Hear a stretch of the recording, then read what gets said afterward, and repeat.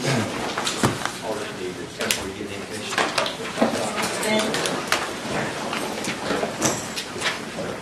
Dear Lord, I thank you for this day that you have blessed us with, and I pray that you will bless each of us with wisdom, and that you'll guide the decisions that we make as we attend to the business of the Cherokee people. In Jesus' name I pray. Amen.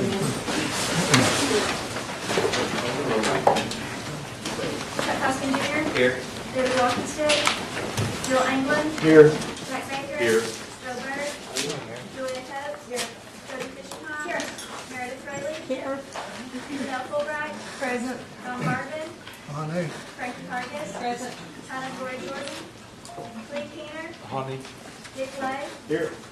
Curtis Snell. Here. David Thornton. Terry Calhoun. Honey. Judy Osborne. We're now on old business number 2. That's Councilor Garvin's, and we had considerable discussion over the Voter Residency Act.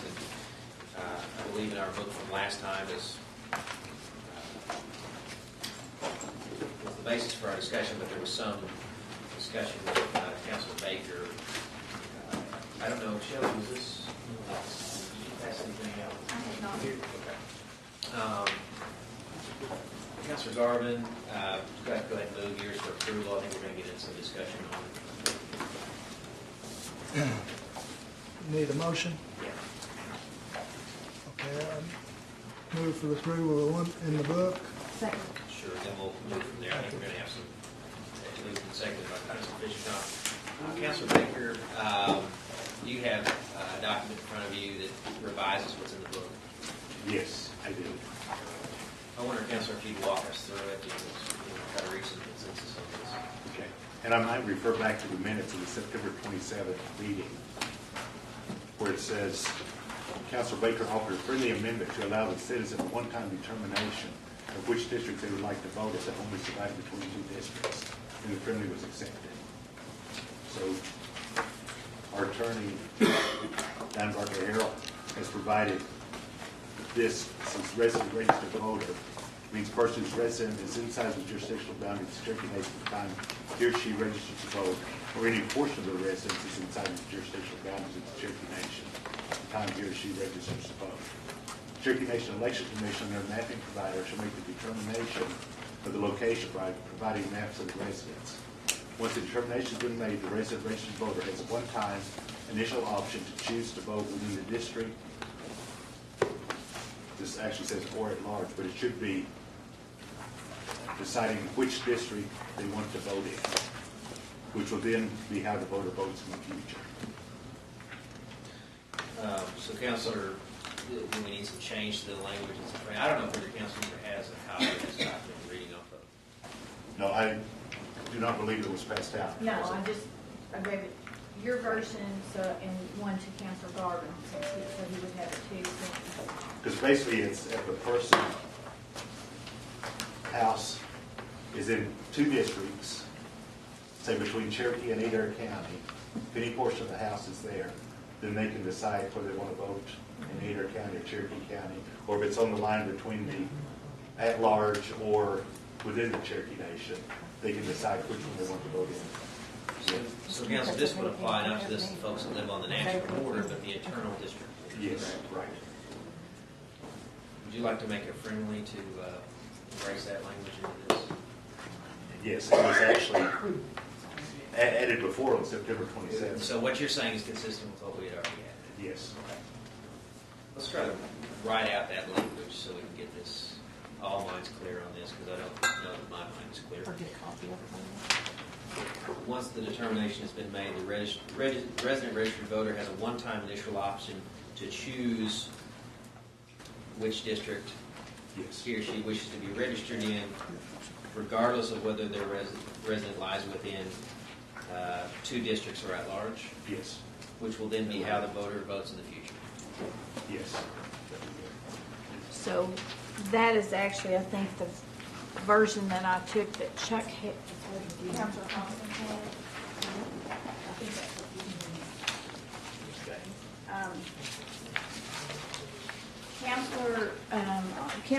Councilor Garvin and I have been working on his original legislation, and then there were some friendly amendments. There was an issue about percentage, and he'd asked for a percentage. And I think his issue is the at-large option.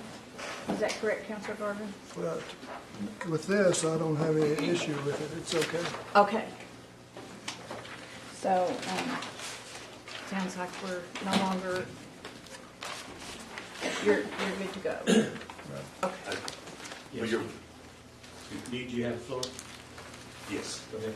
Where it says, once determination is made, the resident registered voter has a one-time initial option to choose to vote in either district, it should say, rather than within the district or at large. Okay. Because it's to apply, it's either, if it's straddling two districts within the nation or the nation and at large. If you will edit that, then I will send it to you after you all figure out what you're going to do, and then I'll send it out to you all to make sure that that's right, and then that'll be the, because I know it's just wordsmithing and those kinds of things. Okay, thank you. Councilor Camlots? Thank you, Mr. Chair. Before you sit down, just to clarify, so this addresses, because I assume that we'll probably have redistricting ongoing, and so it's external, internal, just so my mind's clear. And then the one time could be at the time they register to vote, if they're a new registrant. Yeah, that's already statutory, so that's already in the code. And then it's also, at the time there's any kind of change in districting or whatever, they would also have another one time if there were a change and it put the border on their property. I don't think it addresses it that way. I think it just addresses it that in the future, anyone that has an issue when they're close to the border, regardless of the redistricting, they would still have the option to go to either that district or at large. Is that correct? Yes. I mean, that's where you're Right, going. It would be, I mean, that's where you're going, Councilor Baker. right, is that. It wouldn't should matter be- should it- depending on. It doesn't matter whether it's in the future or now, it would take care of it Okay. at one time. And and just so I can be clear, I'm not advocating for either side. I'm just trying to. Council Lady has the floor. So yes. if we redistrict again, which is highly likely, I would guess, and we put a line in the middle of somebody's home, they would again have, there would be a one-time opportunity at that point. I just want to make sure I'm not, and then what do we do with the existing voters if right now, under the current scheme, because I assume we're not going to actively notify people, they would just have just this election? Like, we know that we have an issue in Councilman Garvin's area with one individual. Mm-hmm. So I hope we're not going to do a mail-out for it. So we're just going to give them till, maybe we need to clarify that for this particular upcoming election, they have until the regular period, a one-time opportunity. I don't mean to confuse this, but we're already down a path of confusion Well, with we only, voters. we only know one instance right now, Yeah. but this is to address. Councilor Baker, would you yield to me for a second? Councilor Camlots, your concern is that somebody is on the border today. Let's say they're on the border of the national border. Your concern is that they don't make this selection today. A few years down the line, they decide to make the election. Is that okay? Is that kind of your question? Is there a time limit on this rather than an open-ended opportunity for them to make the choice? Because as it is, I totally agree with what the language, I totally agree. But I want to make sure that we don't hand something off that doesn't do what we ask it to do. And if you go back, would it satisfy your concern if there was some language that said that the election must be made within 90 days of enactment or the establishment of residency, whichever is later? Would that achieve the parameters that you'd like to see? Or even by the close of voter registration deadline of the first upcoming election. Kind of. Then we give them room. I think we should give our voters room. I don't think we should be too stringent with them in some context. Councilman Jordan? What are we gonna do with the people that live in that residence if we close it, that become 18 or over? That's what And what their new about voters. people in the Constitution that says when you become, you make a pick, it don't make any difference if you live outside the nation before you become 25. That still would apply, Counselor. It should apply, but It- what they're talking about is closing it, and then, isn't that what you just said? No, no. Councilman, I think there would be a time frame after which a person was eligible to vote and had a residency that implicated this amendment. In other words, they staggered the amendment. So if they turned 18, they would need to make that election. That's my understanding of what the councilman's 6 years concern from was. now, if I- 6 years from now. But I think the council wants there to be some clear parameter, and that's not a bad idea, but we ought to figure out if somebody's going to make that friendly amendment. Anything else, Councilor Jordan? That's it. Got Councilor Baker next. I was just going to say, we have one instance that we know about, and it should only apply once it's determined that someone has a house between the two. Then they make the decision. Now, we put a time limit once it's determined that their house is in two districts, or that it is outside. They can, but I don't even see any reason to do that. Councilman Ainley? Thank you, Mr. Chairman. A while ago, Diane, you mentioned near the border, but are we talking about houses that are divided? And we're not talking about people that live a block away over in another district, and they can choose to go over in this other district. Is that correct? I mean, we're not giving everybody just on the border. You're correct, Councilor. The line has to intersect your house in order to, any part of your residence to trigger the. And residence is defined in this particular version. Make sure that that's also, Yeah, this draft that I have says residence. Residence means a home, a place, or dwelling in which one lives. Residence is synonymous with domicile, which is the principal place of residence of an individual. The definition is for the purpose of the Cherokee Nation election code. Cherokee Nation Election code. Code. Okay. All right. We need a copy of this. Have you made, Council? I'm sorry, Councilor. Did you make a friendly and was accepted by? You didn't need to make a friendly. We're here. All right. I think we need a copy of this. Okay. Do you want me to make a copy with your edits? That would be the best thing. Okay, which,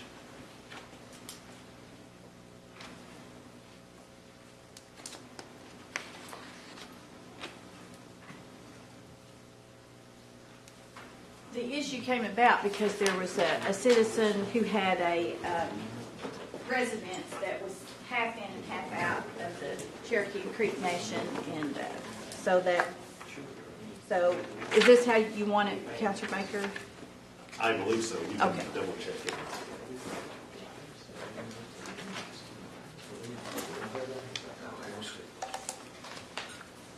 I think we should delete the "the" and put to vote which district instead of which "the" district.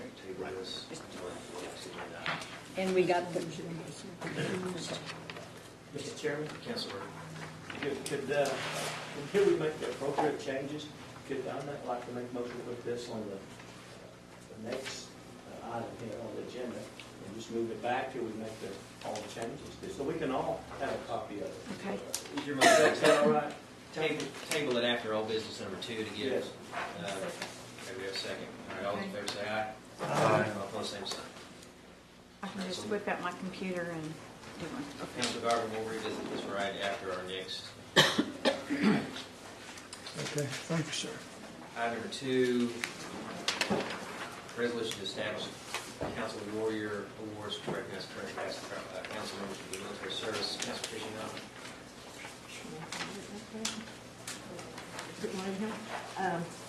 I move for its approval. Second.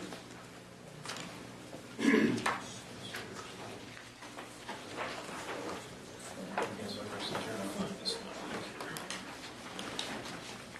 Mr. Chairman? Yes, Councilor Karen Watts. Let me find the item. Yeah. Did you bring that book? No, okay.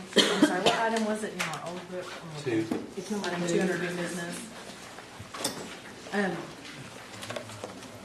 Will this be done in a like manner to the other ones? How are we going to actually implement this? Councilor Fishing, did you envision that the speaker might do some work to find out all of the award winners, take input from all the members of the council, and on an ongoing basis make sure we update that? Yes. Does that answer your question, Councilor Collins? So will there be a permanent place where these are displayed? Councilor, I think that would be a good idea. Did you Yes. anticipate that? Is there a reason that we did not, if it's okay with the sponsor and the chair, I'd like to address a council member directly. Okay, Sure. so is there a reason we're not including all branches of government since they're kind of excluded by name? I assume we're doing this because we're kind of excluded from acknowledgement. So do we need to potentially look at the judicial branch and the executive branch because they wouldn't necessarily be acknowledged either? If you'd like to offer it as a friendly, I'll accept it. I would offer it as a friendly. Would that be to recognize, this is called the Council Warrior Awards, but it would apply to any branch of the government? And that would include past as well as current and going forward, I assume. So, Councilor, maybe the be it therefore resolved, past and current members of the Council of the Cherokee Nation and members of the executive and judicial branches. I'll take your word for it. I don't have my book.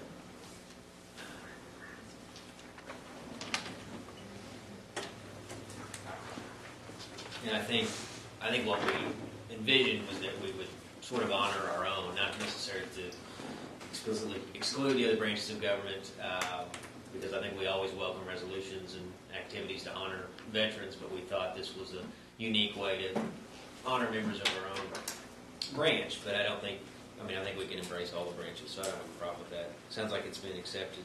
Who was the second on the motion? Yes. You accept that Councilor Thornton accepts. Yes, I'd like to do that because I'm just now thinking my partner here, Joe Crittenden, would be honored for council, deputy chief, and chief. Any other questions, Councilor Collins? No, thank you.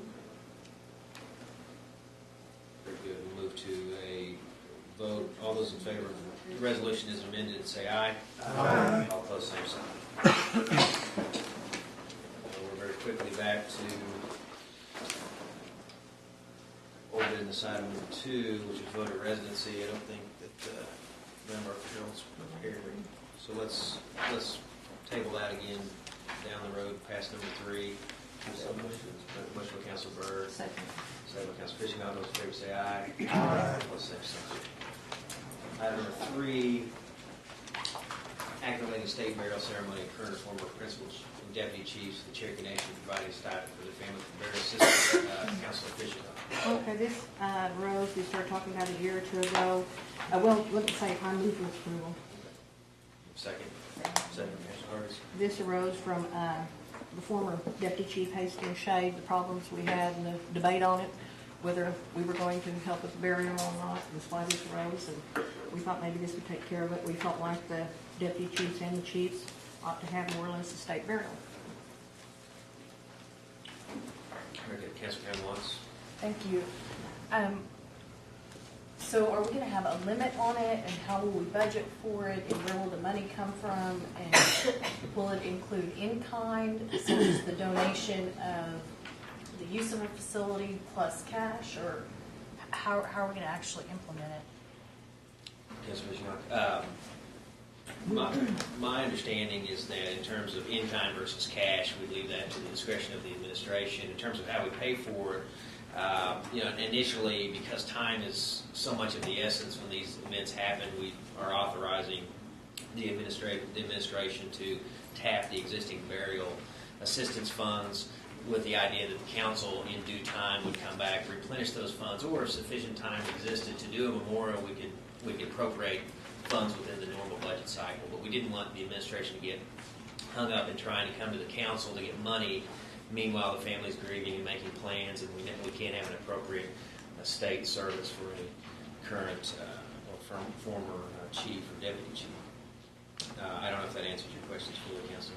Well, I'm concerned about fairness, and it also designates the principal chief at the time. What if that individual or family doesn't want the principal chief at the time to conduct a memorial service? And how do they opt out? And I mean, we're creating a potential problem here too at the same time. I understand, and I think we need to do something, and I appreciate that we're legalizing it so that everybody understands and knows up front. But I think, by conduct, I don't think we necessarily meant that the current principal chief would preside, but the principal chief is the head of the executive branch, would handle the kind of the nuts and bolts of this thing. So, also, the passing of a chief, deputy chief, former chief, deputy chief, really is a national issue. So, as much as we want to respect the wishes of the family, the whole nation grieves if a former chief passes, and I think politics kind of stop when a former chief or deputy chief passes, and we all sort of get behind the idea that this was a person of significance to the nation and our history. So, Councilor Fishing, do you have anything to add to that response? I was about to say, I can't imagine if a family didn't want us involved, they would tell us no. You know, no, you're not going to be involved. And I can imagine a chief or anybody on this council being insulting about it and saying, no, we're going to help anyway. I just don't think it happened with anybody on the council. I can't imagine during a time of mourning. Does that answer your question, Councilor Jones?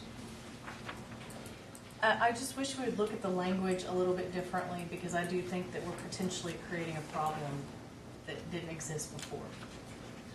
Do you have any suggested language on the fly here, Councilor? No, but if you give me a few moments, I will. I hadn't thought about it until I read this. We could say offer instead of conduct. It would be difficult for me to imagine a principal chief passing and the nation not doing something official. But if some chief didn't want to do something official, I'd be troubled by it, and I would want a law in the books that would compel a public memorial. That was the idea. How about shall offer? Shall offer? Are you looking at section 5A? It'd be shall offer to conduct? Yes. That's offered as a friendly. Councilor Fishing, Councilor Burgess, this would let a family opt out of a national memorial. Do you accept that? Yes. All right, it's been accepted, Councilor Crown. Mr. Chairman, thank you. So just to clarify on cost, so we're going to, with an unknown maximum amount, we're going to incur 100% of the expenses plus give a stipend up to the existing burial assistance. That's correct, Councilor. I think we'll let the rule of reason prevail, mindful that the council can authorize budgets and replenish budgets as necessary. Can we at least put a cap of $1 million on it or something? Or $500,000? I'm just concerned. I mean, we're supposed to be part of the purse strings here, and I don't understand why we haven't Councilor open-ended. Fishing, Councilor Cunliffe is concerned that we might conduct a memorial for a principal chief in excess of $1 million.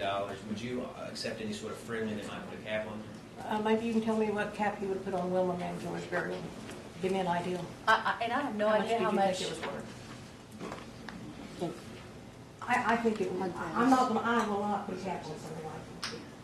I know the whole nation grieved when Wilma died, and I can imagine saying, "Hey, Felicia, Gina, we're putting a $15,000 cap on your mother's funeral." Councilor Cunliffe, the Attorney General has risen. Would you yield to him? We have a responsibility to manage the money. We don't create money in the back room. I understand it's a difficult time if somebody has lost a loved one, regardless of whether it's a state person or someone else. But every day we have to put a cap on individuals in burial assistance. We have ownership of budget responsibilities. That's all I'm saying. Councilor, your friendly has been rejected. Would you like to make that in the form of a motion? Now, I'd like to hear from the Attorney General. See. If I may, Council, this legislative act does not appropriate $1. Okay? The Council always maintains the purse strings of the Cherokee Nation. What this act does is authorize an action to be taken. Now, obviously, the action to be taken is contingent upon availability of funds. You, during the FY fiscal year process, will place a line item as to, of heads of state burial service. You will determine what goes into that line item, okay, by suggestion of the principal chief or amendment in this council during the budgetary process. So putting a cap on this is really irrelevant in that you control what will go into that line item at the beginning of each fiscal year. So that would be my suggestion, is that you wouldn't put a cap on it because there no cap exists. You're not appropriating any money out of this act. So it would be my suggestion just to leave it alone. Thank you, Mr. Chairman. Councilor Caroline, would it ease your mind at all if we struck Section 5, Part D, and then in the course of the normal appropriations process made a line item that would be debated and determined at some appropriate amount? Yes. That friendly been made, Councilor Fishing, do you accept? Accept, Councilor Harkins? Accept. All right, so we've got it amended. Anything further, Councilor Caroline? No, thank you, Mr. Chairman. Any other discussion on the Councilor Fraley? This is directed to Ms. Fishing Hawk. Is there a reason why you didn't put future in there also? I see it's current and former principal. Is there a reason why, since it will be a budgetary item, is there a reason why we don't? We need to add. Ms. Matter of fact, you was a deputy chief, wasn't you? Exactly. Actually, this might be semantics, but every principal chief who is going to be buried is automatically a former one. Okay. You're not going to bury anyone alive, I hope. Okay, so it would just keep it at former. I think we'd be fine. Does that satisfy your question? If Ms. Fishing Hawk accepts that, I'm happy. Are we making a language change? No, we're not making. The record will show. Anything? Okay, Councilor Sam. I have a comment. George said to use the barrel assessment. I was going to say, that's got to be over $3,000, so. Thank you, Councilor Keener, yes. Thank you, Mr. Chair. Just for clarification, 5B is being stricken, and that's what we're going to vote on. That's correct. Okay, thank you. And Councilor 5A will say the Cherokee Nation shall offer to conduct. In Section 5A, yeah. Thank you.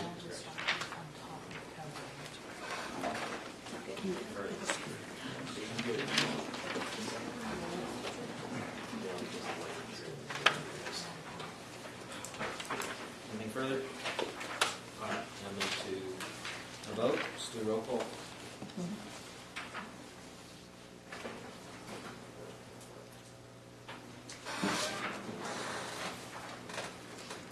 Nicole Bright, Yes.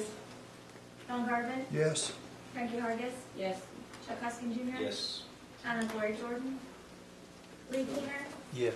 Dick Lay, Yes. Curtis Snell, Yes. David Thornton, Yes. David Walkenstick, Kara Cowan Watts, Yes. Bill England, Yes. Jack Baker, Yes. Joe Berg, Abstain.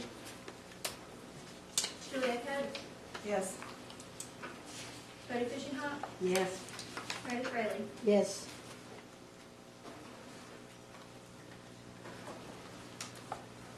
We have 14 yes and 1 abstention. Thank you, Councilor Fishing Hawk.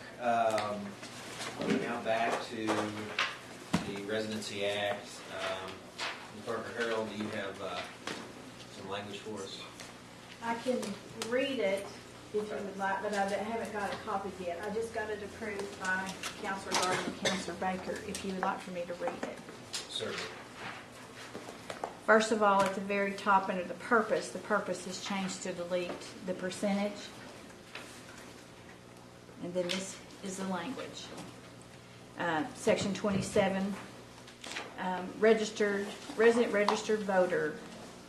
And this first part is what is currently in the code. It means a person whose residence is inside the jurisdictional boundaries of the Cherokee Nation at the time he or she registers to vote. Now, the rest of this is the change. or when any portion of their residence is inside the jurisdictional boundaries of the Cherokee Nation. The Cherokee Nation Election Commission and their mapping provider shall make the determination of location by providing maps from their geodata system. Once the determination has been made, the registered voter has the one-time initial option to choose the district in which to vote, regardless of whether their residence lies within 2 districts or at large, which will then be how the voter votes in the future. And this is not creating a full option, but like if someone moves and suddenly their residence is somewhere else or something like that. Councilor Baker, does that reflect what you? Yes. Councilor Garvin, you have the floor. I think you read geodata. The election commission's going to use their own mapping systems. And that's what I've got in there is the Cherokee Nation and their mapping providers providing the maps from the election commission's geodata system. Should I say again, election commission? I don't think they're going to use geodata, but if it's Or Google, shall I just say their mapping provider? it may be Google. I'm not sure, but Should I just say mapping provider? Okay. Yeah. Okay. thank you. So we have the language read. We don't have copies to distribute this time. Do you have any questions or would like to wait till we get copies to vote on it, or are we ready to proceed? Okay, Councilor Fraley wants copies. Okay. Let's get some copies made. Let's, Mr.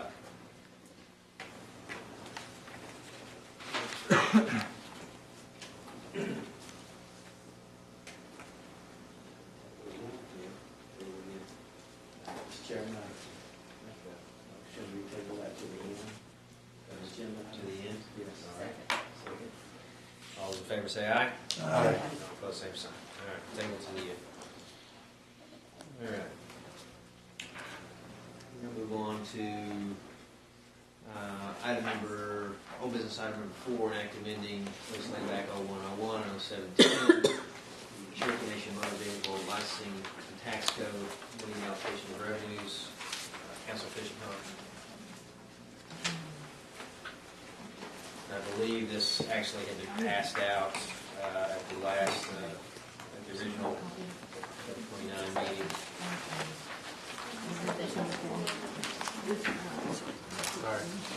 This, yes, I move for approval of those in discussion. This has new business number 4 at the top. Let me locate it. Could I have Dr. Morton come up and talk, please? Certainly, you have the floor, Councilor. Okay, Dr. Morton? I thought I seen him in there. Just a moment. Walking in. This is what we discussed when we was over at the Head Start building last month, when we was worried about getting the high schools and their scores up.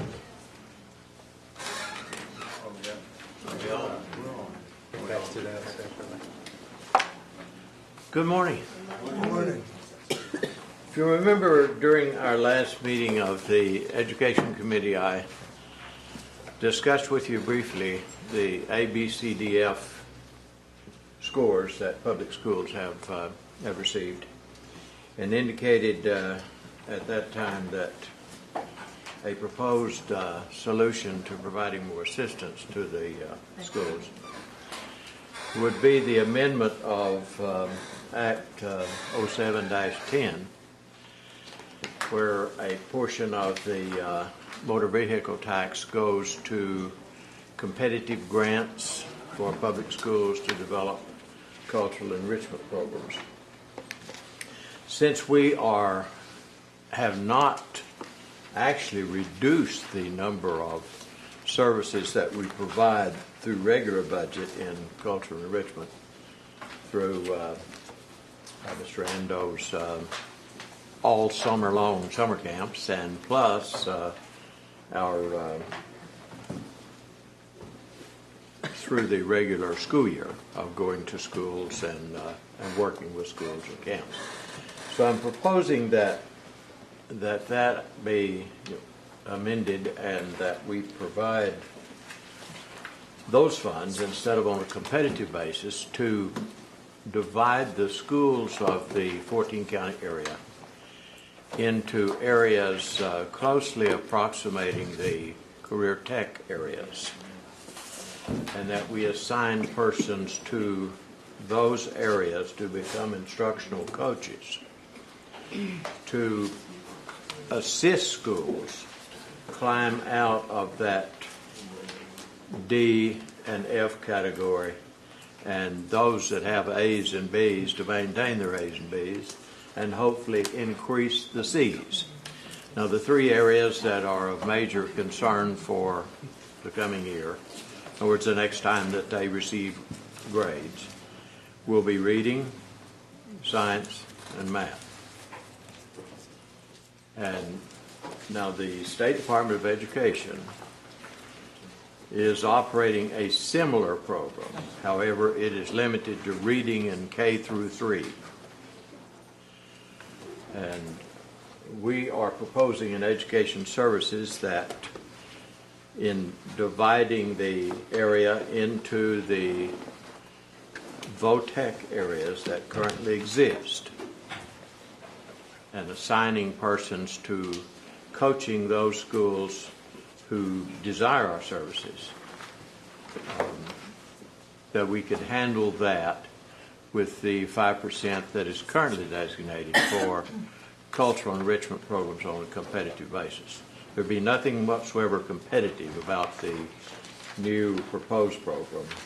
In your booklet, you have a short abstract, and then you have an action plan, proposed budget, and then a fact sheet on each school in your district. Now, we may have, putting this together, we may have missed one of your schools. Hopefully, if not, if we did, we will come back with the fact sheet. Now, the sheet, Gloria, if I can borrow that, a fact sheet. No, that's the grade designation. Meredith, let me borrow your notebook just a minute. On the fact sheet, for instance, this one right here has a grade of C, and this is for a particular school. That's in your district. Now, this gives you an opportunity to see where each school is in trouble. For instance, this particular school has a D in reading, a C in math, but has an A in science, has a D in social studies, a C in writing. And by the way, that's writing content. No one teaches penmanship anymore. With an overall grade of C. Now, where schools will really get into trouble next year is that they will be graded particularly severely if the bottom quartile of their students do not improve. In other words, if the lowest 25% of their students by content area do not improve, they're going to be in trouble. So we think that by providing assistance to teachers in the area of staff development, in the areas of actual on-site demonstration lessons, we anticipate that existing staff would, we have the existing staff to manage the program. We anticipate that we would need to provide contract service by choosing exemplary teachers who are already teaching and can get release time, for instance, for staff development, or those that are recent retirees from colleges or universities. We wouldn't have a robotics program at Sequoia if we had not hired Dr. Cole, who is retired from Northeastern. And usually the early retirees are ready to go back to work. I guess I'm a prime example. I retired from NSU in '96. So that's essentially what the program is. Now later, if your districts, and the reason we did these notebooks is so that you could add next year's grades, and then as you are approached by your constituents, about, because let's face it, folks, most people do not like this grading system. And this legislature may change it. But they probably will not do away with the grading system. The grading system is here to stay. It may be modified as to how the grades are determined. But the grading system is here to stay, and consequently, the need to provide services are here to stay. This way, no one would be left out. Teachers from Afton, Blue Jacket, Welch are going to hesitate to travel to Tahlequah for staff development, but they probably would not have a great deal of difficulty traveling to the Career Tech Center at Afton for staff development. So that's essentially what the program is. We would provide instructional coaches, and we would beef up our program especially in STEM areas, which is quite frankly severely lacking right now. We're also, hopefully it would increase our participation in science camps. I know several of you have questions. If you wait till I get through, I'd appreciate it. Right now, we've run out of space at Sequoia. We've run out of space at Northeastern. But if we held regional science camps and then one science camp for the winters, we'd have more participation. I realize that's a thumbnail sketch, but and let's say after the first of the year, since this is going to be with us for a while, at any time if you'd like a 1-hour little workshop on this grading system, we'd be happy to provide that. Thank you, Dr. Fishing, like you said, the floor again for the comments or questions. I know, but I would like to see if there's any way we could set up a workshop or one of our education meetings. Take some time out, because I'd like to know more about the grading system, but I haven't heard a lot about it for myself. Councilor Pamela. Thank you, Mr. Chairman. So the act in front of us, because obviously this is part of the work that'll have to be done if it's passed. Mm-hmm. So I want to make sure that I understand it correctly. We're going to take out the competitive, we're going to still keep the 5% revenue set aside under the motor vehicle car tag monies. There's a system in place then that if they make lower grades, the C through F, then they would have priority level distribution. I guess if they had an F would be first until we ran out of money, and then hopefully we'd go to D's, and there's a weighted grade point average that comes with those, not just the letter grade. So we would take the worst schools first according to this grading system. I should proffer that. It's not, as a daughter of two teachers, I can't abuse the school system as I see it being abused. So we would take the lowest score according to the state superintendent's insanity. We would start funding there first, and then we would go in that priority level. But the funding is going to be tailored only to STEM classes and programs. Is that correct? And language arts. And language arts. So do we need to amend, because that's when I read the book, and we just got the book in front of us, so I apologize for not being more prepared, but I can only read so fast while listening. So we need to amend the language, it sounds like, to include the language arts or cultural.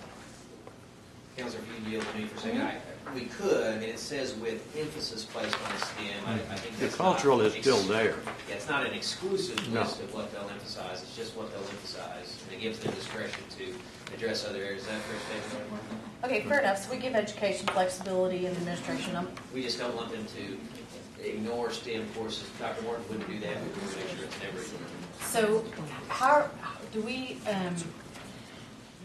on this public school side, will the school board like, I know when we originally started STEM programs, and I was working closely with your department, we're failing our students when we don't have college prep, math, and science. So if there's not biology and chemistry, physics, calculus, trig, and geometry, then that school system is failing to prepare that student for college. Right. So these are the courses you're talking about bringing in, but not necessarily to the school, but to a regional career tech center, or are we training the teachers? Remember, I've kind of read and listened. I see what you're talking about. Our position would be that, hey, folks, if you're going to get out of this DNF stage, you need to increase your curricular offerings. See, there is a line item in the scoring for the opportunities for advanced courses, and most schools are getting a low grade there. So we would work with the schools and suggest to them that, hey, you can increase the rigor all you want to.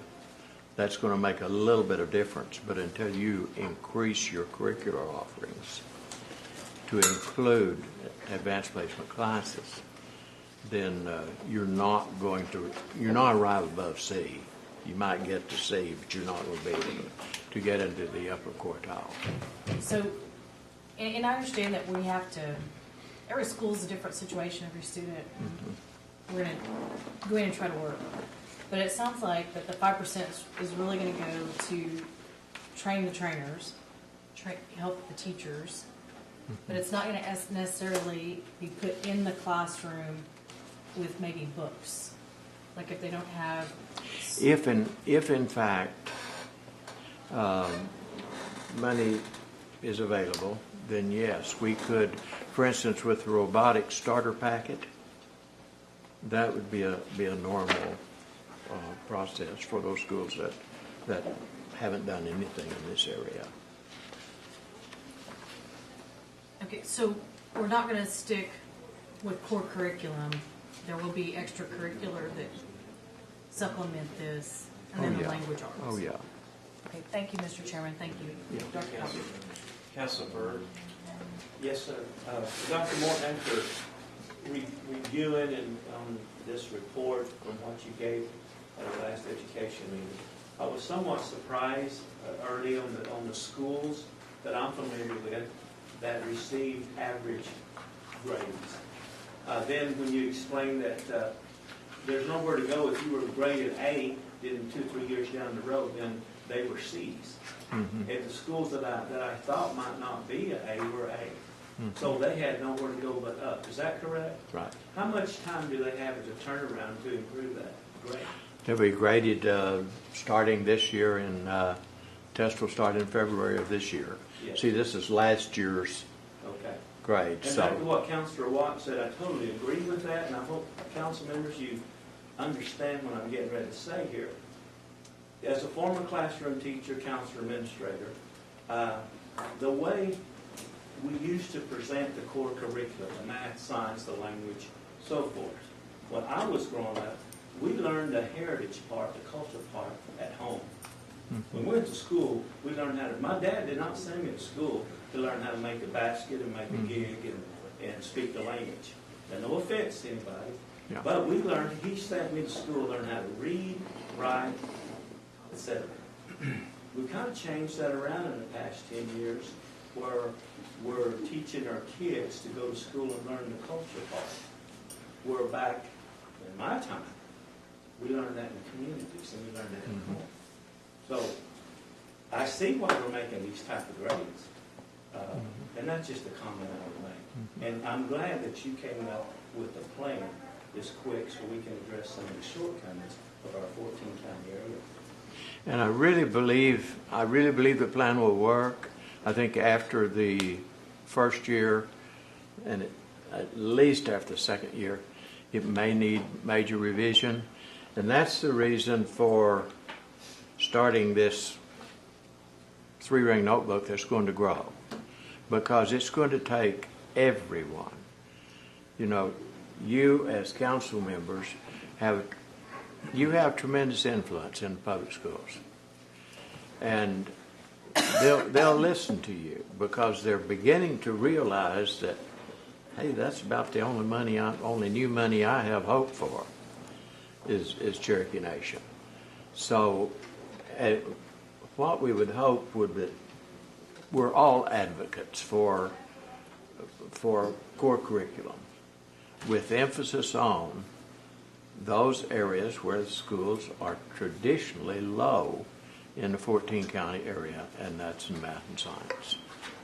But we're not going to exclude anything. We're going to just emphasize some things. I think the tribe needs to step up and take care of the areas that we're not addressing in our schools. Because we've been sort of picking where we go and what we do, And this way we have in other words, you can hold the schools responsible and you can hold me, the department, responsible, because we're going to cover everything, cover all areas. Thank you, Councilor. Councilor Coates. Thank you. In past years, I've had the honor of being one of the readers on the proposals that school districts are making for allocations of these motor vehicles monies. And while the vast majority of them fell into two categories, one of them Councilor Byrd has addressed, which is sort of enhancement of cultural programs and activities. Another category was for just things that clearly the school district wanted that weren't particularly Cherokee specific, that they were trying to shove into a hole. So I think in the main, the programs that we've had, putting this money in a different direction is probably not going to be very detrimental in the overall to some of the things that we were doing under the granting type of system. There is one school district I remember very clearly, however, and it's here in Cherokee County. I won't name it, but they were running an after-school program, which was going to be cut if this grant had not been given to them.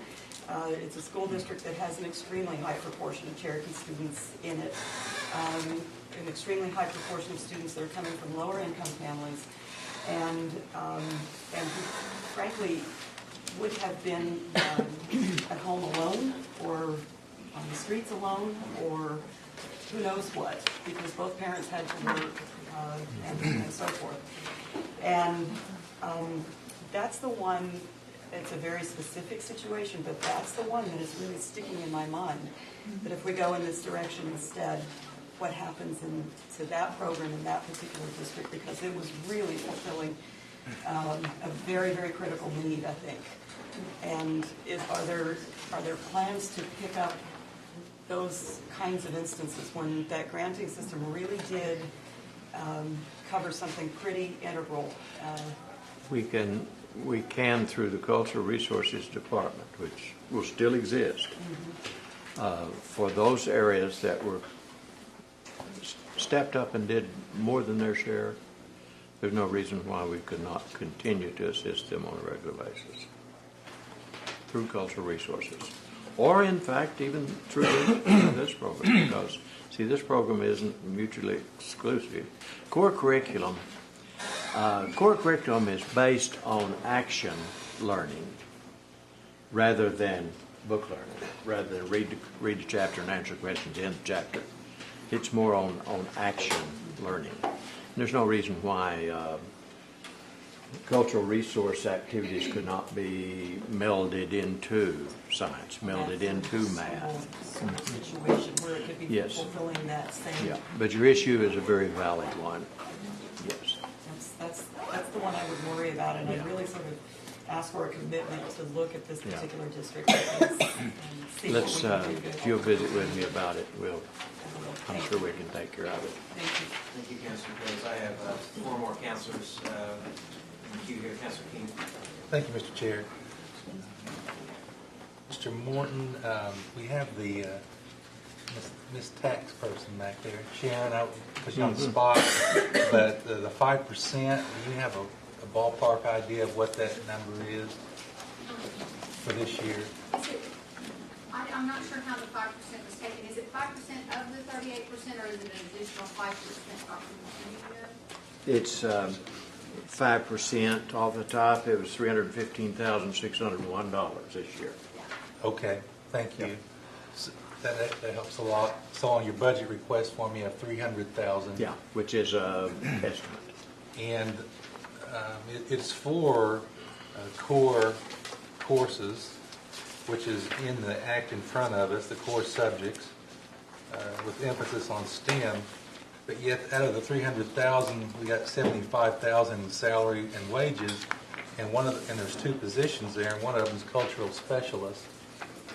So, wouldn't it make more sense to have a science and engineering or math specialist in this case? Yeah, realizing, of course, that the official budget would come back to you later. Okay. But that budget is an estimate, and yes, you're right.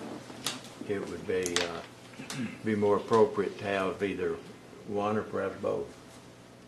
That would satisfy, for instance, the concern that Councilmember Coates had if we had an additional person in that area. Right. I think it would speak to the act a lot better as well. And then the school community specialist. Mm-hmm. So they would kind of. They're the ones. They're sort of the evangelists for the program. Oh, I see. To sell the program. Would they be scheduling everything as well, or they would just go out to schools before the? They would introduce the program to the schools before we actually come in with the programmatic material. Okay, and then I guess I should say almost 100,000 with the fringe benefits as well, and then staff development and training and travel, and then contracts would be. Is 15,000? Is that correct, or 20,000, or both? Oh, so that's eating up almost all of the budget, or almost half the budget there. So in client food, what's client food? There's 2 lines for client food and then food. Is that for pizza? That would be for like the Saturday workshops. For kids as well as for staff. What about client food? Yeah, that's what it would be for the students and for the. I don't understand what the difference between client food and food is. For client food. Client food. That's probably I didn't make the budget, but that would be for instance, an all-day Saturday event would include food. I guess you'll look at this closer at that point. Okay. Well, I think that was all I have. Thank you, Mr. Chair. Thank you, Councilor. Councilor Garvin. Thank you, Mr. Chairman. I've spent a lot of time in working with young people in mathematics, and I think the secret is getting contact one-on-one with this person, and I know teachers will give them a homework, and they get home, they don't have anybody to help them. The parents are not there, they're working and so forth. But the secret to raising these grades is to tutor these young people in basic, whatever they're behind in, reading, math, science. Mm-hmm. But until we do that, I think we'll be spinning our wheels to make a lot of plans and not include that. So I want to put my 2 cents worth in for tutoring in the homes or at school or good locations for individuals that need help. And I think the schools will tell you that that's important to teachers. And you may have that included in there. I haven't had a chance to look. Actually, if we were to survey the schools with the higher grades will be the schools that have after-school programs for their students, where they can provide one-on-one assistance. Thank you, Councilor Garvin. Councilor Fulbright. Thank you. Yes, thank you. I think we're going in the right direction here. And from my experience with my husband and my brother are both school administrators in Sequoia County, and their schools fared very well on the scores. But if you look at this, the average layperson look at it, they'd be so confused because it's, as Councilor Byrd pointed out, it's mainly how much they raised from the bottom. And a lot of these schools may have an F here on the advanced placement exam performance when they are teaching advanced placement higher. They're teaching physics, algebra. This is the most confusing report you'll ever look upon. That's right. So, but I do think we've got to go out and help these schools that are at the bottom to raise them up. So I think this is using the 5% is going to be better used going in this direction than it was in competitive grants. So, but you do have a good report here, and it's quite thorough. But as Councilor Kellen Watts pointed out, our state superintendent has devised a plan that has really upset all the teachers and administrators. And that's something else that we have to overcome. You know, we have to make sure that our program is clearly branded as Cherokee Nation program and not State Department program. Right. Because the coaches at the State Department, there are two for the area that comprises Cherokee Nation. One is ill, very ill, probably will not return. So the other one is working only K-3 reading. So it's so when the State Department says, "Hey, we have academic coaches out there helping these schools," that's about the extent of it. Well, I think you're leading us in the right direction and doing a good job. I think it will improve the. Thank you, Councilor Ford. Councilor Lay. Thank you, sir. Dr. Morgan, it looks like a pretty good plan, and I'm really happy that I'm serving on this council with all these educators and administrators. It really helps me work through this material. As a counselor from up north, I got to ask you point blank, these funds, how will they be equally distributed? I mean, According are my to, people going to have to come to you, or do you go to them? And we go to I want them. to make sure my people, my schools get as much as the schools here in Tahlequah. We go to them, and again, we'll organize according to career tech districts, which in all areas will not be the same as your council districts, but will include everyone's council district. And every school will be given an equal opportunity to participate. And Now, some schools contact them. Oh yeah, they won't have to come to you. No, okay. we go to them. That's the whole secret to the program, is that we go to them, because they're not going to come to us because, number one, they don't like the program in the first place, and they may come to us for money because that's what they come to you for more than anything else. Very few of the schools will say, Madam Counselor or Mr. Counselor, I'd sure like to have just a little bit of money for some extra material in my science classes. They'll come to you with to build a gym, to buy a bus. So we've been hitting those areas that are severe needs, but this is a general need, and it has so much impact on your communities. Those small K-8 schools that have a D, they're going to be fodder for this next legislature. So we must get those scores up, and that's where many of the D's are in smaller schools.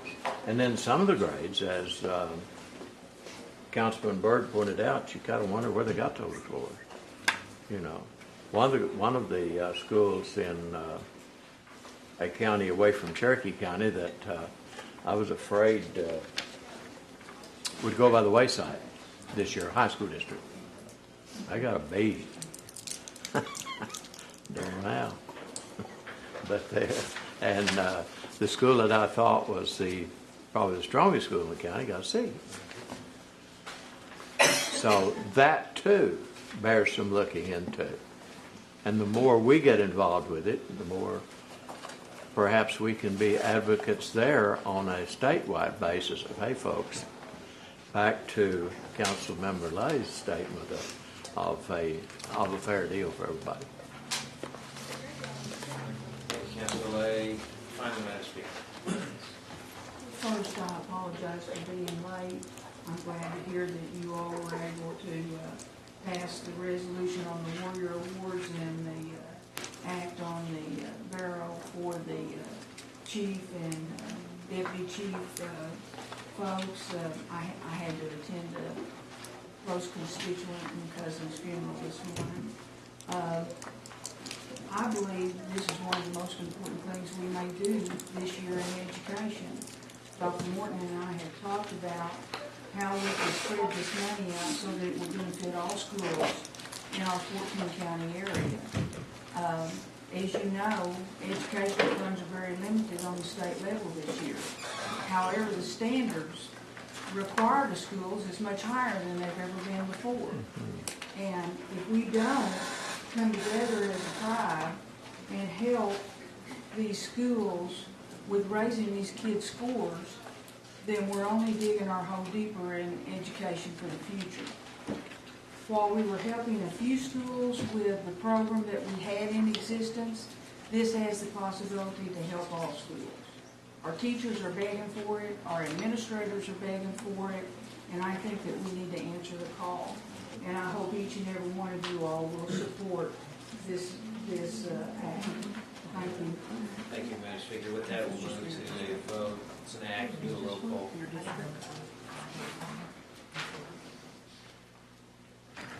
Dick Blake, Yes. Curtis Snell, Yes. David Thornton, Yes. David Washington, Carrie Colin Watts, Yes. Bill England, Yes. Jack Baker, Yes. Joe Barrett, Yes. Juliet Coates, Yes. Jody Fishingham, Yes. Meredith Fraley, Yes. Janelle Fulbright, Yes. Don Garvin, Yes. Frankie Hargis, Yes. Chuck Huskin Jr., Yes. China Glory Jordan, Yes. Lee Keenan. Yes. We have 16 yeses. And I thank you very much. Thank you, Dr. Appreciate it. We're now going to move to what I believe will be a quick agenda item, and then we're going to move on to a very brief lunch period because food is here. Madam Speaker, item number 5 is what I call a technical amendment to the legislation we passed last month concerning Cherokee veterans, disabled veterans. Would you introduce that? Yes, this is an amendment to the Veterans Tax Exemption Act to clarify the eligible Cherokee veterans and all disabled veterans. There was a minor glitch in that we left out actually the word Cherokee where it needed to be included. I would put that in the form of a motion. Second. And Madam Speaker, this is an item that was passed out last time, new business item number 5, and the intent of the legislation last month was for all Cherokee veterans and then all disabled veterans, whether they're Cherokee or not. We left out the word Cherokee for the veterans, just on the veterans, and so that's the amendment. Any discussion on the correction to this legislation? Okay. This is an act by acclamation. All those in favor say aye. Aye. All opposed, same sign. Let's take a 15-minute recess for lunch. Yes, and we have lunch out in the foyer. All right, we're recessed.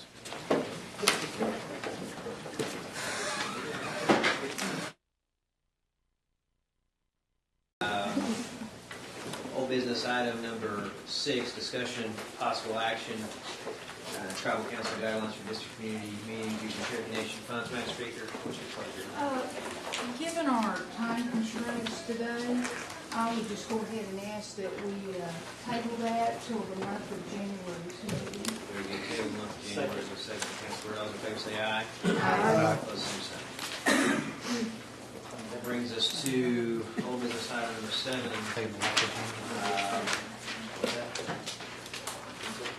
It's yours, Lee. Councilor Keenan. Yeah, thank you, Mr. Chair. I'll pass these around, and it's from Legislative Act 16-09. It's the second page, and I've bracketed it.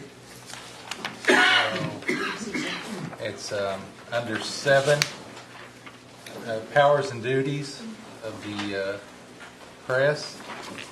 And letter E says to publish electronically, at least on a quarterly basis, copies of council meeting minutes and travel expenses of elected officials on the Cherokee Phoenix website to fulfill the intent of previous legislative acts requiring such publications. So my question is that being done, or do we need to do something else to have that done as a council body?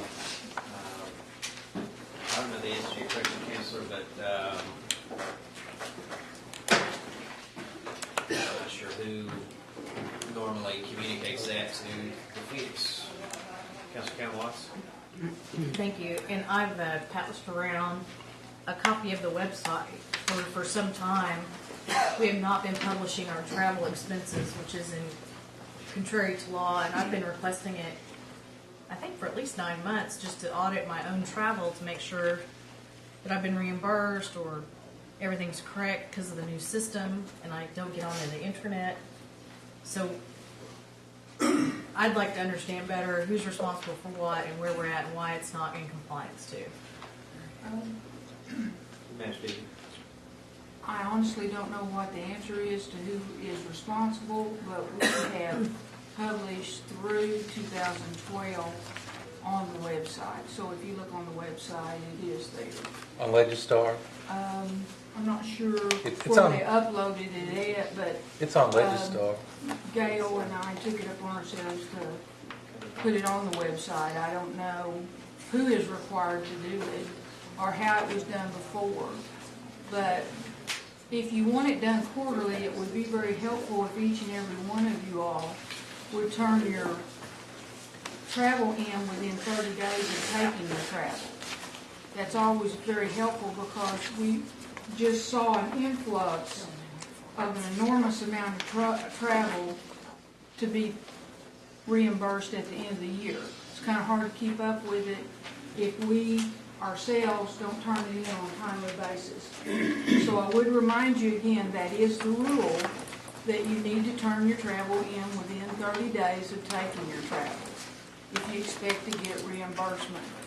Some of the things that was turned in way after the end of the year, and they're going to be hitting your travel this year because there was no way to go back in and put it during the right year. So from my standpoint and from Gail's standpoint, please adhere, if at all possible, to the 30-day requirement that you get your travel in after you've taken your trip. Don't hold them all until the 12th month, and then somebody say, well, you're not putting them on the website. Well, we can't put them on the website if we don't know you did the travel. So that's the only 2 cents I'm going to put in on having to try to take care of this. Thank you, Madam Speaker. Councilor Coates? May I direct a question to the speaker? Yes. In relation to, I completely agree with you. I try always to turn my receipts in within a week or so after travel. And I appreciate that. And I know that you don't have any control over this, but I was wondering if it is taking a very, very long time to get reimbursed under this new system. Yeah. And sometimes I do not even, a quarter will go by and I'm not even reimbursed yet. It is could I respond? It is a totally new system. You have to upload it into this new thing, and then it goes through 3 or 4 other areas before it's finally approved, and you sign off on it. I think you all are being asked to come back and sign a little sheet that goes in towards the end. Well, you should be. There's a sheet that you're supposed to be asked to sign that it is, because I'm just processing. I told them up front that I will not be responsible for the 17 of us traveling, and that your travel is legitimate. What I signed for is to process your claim. You all are still primarily responsible that the trips you're taking and the pay that you're receiving for those trips are connected with Cherokee Nation business. But we try to get those in the system just as quick as you all bring them out here. I know it's taking some time because I see them come back through on my computer, some of them up to half a dozen times, where they're maybe rejected for some little something and they have to be done another way. I don't know how you improve that. Well, I don't know. We had a system in place previous to the new one that was a whole lot quicker than this one seems to be. That's all and I don't know if there's any way that you could offer encouragement to find a solution to all of this. I guess what I'm wanting to... Now, there is the ability, Julia, to prepay up front. If you know you're taking the trip and it is connected with Cherokee Nation, you can do the do everything up front so that the I funds are understand there. that. I'm usually just very, very conscious because we do a lot of travel as the at-large counselors. Our budgets are pretty tight usually in terms of what we can do, and I find that when we work with the travel agent and so forth, it usually is a lot more expensive than what we can do if we handle it ourselves, and that's the reason personally that I don't do that. But this is, in terms of this discussion, I guess the point I would make is that I literally am sitting waiting for things that are 4 months out at this point. And so when we're supposed to be reporting things that are quarterly, to be aware that even those may not be very accurate kinds of reports when things are taking this long. What we could possibly do is get Lacey Horn to come over and tell us about this new system. At a future meeting next week. Yes, at a future meeting. If you deal with me, Councilor Keener, would you be content with keeping this on the agenda and have further discussion that way we can gather some more information about kind of the mechanics of publishing this in the Phoenix? Right, absolutely. That'd be fine. You want to keep it under the heading that you have it now, which is discussion? Yes. And in the interim, would we, as individual council people, submit our travel to the Phoenix to be published? Or I don't know the answer to that, Councilor. I think historically, I would think as an institution we'd communicate that, or at least direct them to the link to the council's website where I believe it is posted. So if we can keep this discussion going, we can work through those issues. Okay, have they done a FOIA request for our travel? I don't know the answer. Well, if I could, Sure, Mr. Brian is here from the Phoenix, and I know that Brian and I can work together and we can get those to you like the end of December. In January, we could just start giving them to you. I don't know what the procedure's been in the past. Would that be helpful if we just had Gail send you every 3 months? That would be ideal. In the past, we have requested it and then we'll publish it. But it would be an ideal arrangement if the council would proactively kind of gather those records and then just ship them over to us, and then we would just be publishing them. Well, this is the law, and every 3 months what we'll do, even though the law's not specific as to how we get it to you, every 3 months I will take it upon myself as a speaker to send one group of everyone's travel to the Phoenix. That'd be perfect. The first quarter for this year will end in December. We will get that to you in January. Now you all can, it'll probably be the end of January because we're going to ask each and every one of you all to get caught up, turn everything in within that 30 days so that we get it on the proper quarter. Okay? That sounds great. Okay. Thank you, Madam Speaker. Councilor Keener. Yeah, that'll be fine. Let's keep it on the agenda and have Ms. Horn come in. Move it tabled into the next month? Yes. Motion tabled next month. Councilor Conlon, do you have some questions or comments? If he'll withdraw his table, Yeah. since I was already had my hand raised. I'll withdraw it for a minute. Certainly. Thank you. So I have a concern because I've been asking for this for since I had a laptop crash. I can't check and verify, but I want to say 9 months.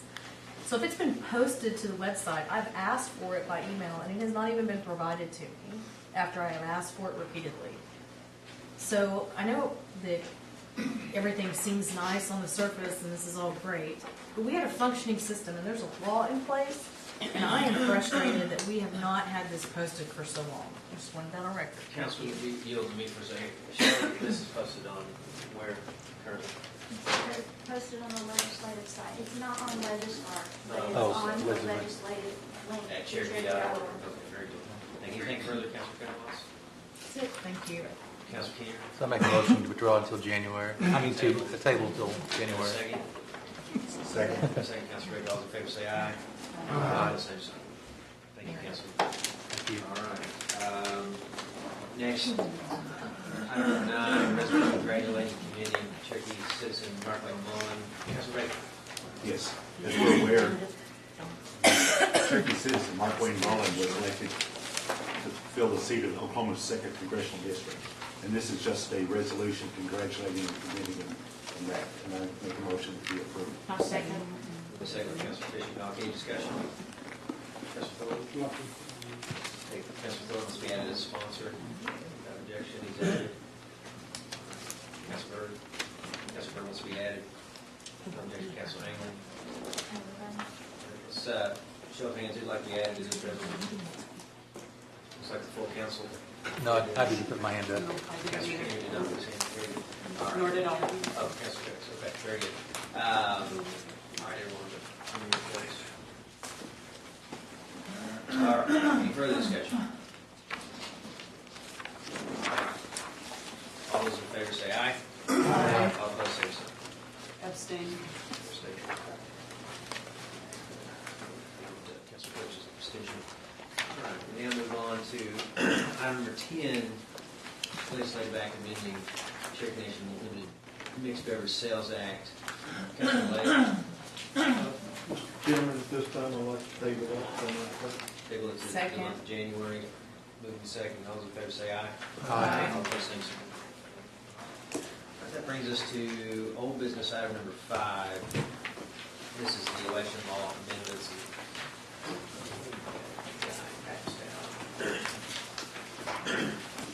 Councilors, the one that wasn't in our packet last time, actually, the numbers at the bottom of it. The one in the book is identical, it just doesn't have page numbers. So what we passed out last time was just to give you the benefit of page numbers at the bottom right here. Shelley's also passing out a list of the amendments with just a brief explanation. Madam Speaker? Yes, this is an act amending Legislative Act 0610, Legislative Act 3905, and Legislative Act 797, revising Title 26 of Elections of the Cherokee Nation Code annotated, and I put that in the form of a motion. Second. Second by Councilor Fishing. Very good. Give a moment for this document to get passed around.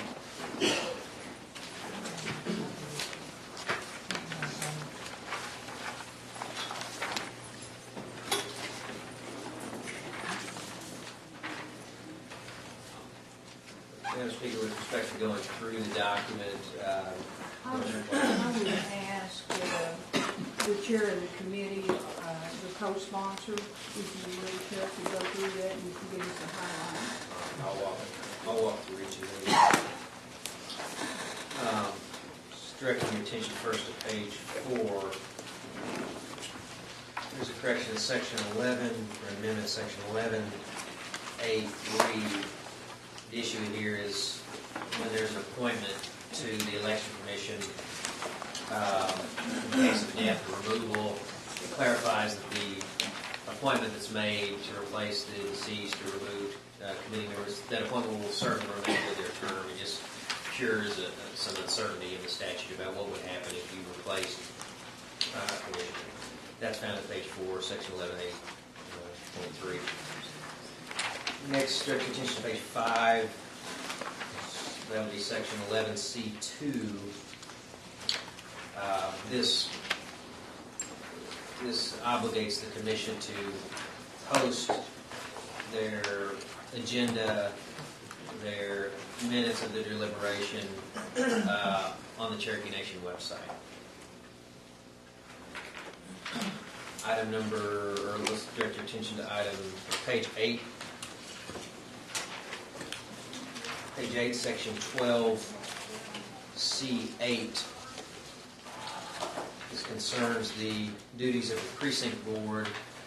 The precinct board was originally, under the existing law, to make precinct certified election returns and to post a copy on the exterior of the precinct. This specifies that the election returns will include the number of votes cast in that precinct and, if available, a vote tally. Just clarifies what should be posted at each precinct when the returns are made. Page 9, section 21A3.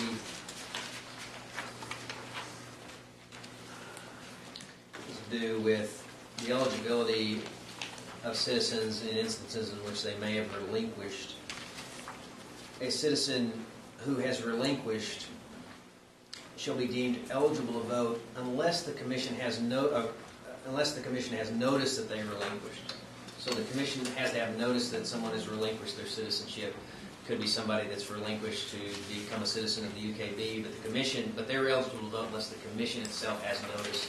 Otherwise, the commission might have difficulty policing that unless they have actual notice.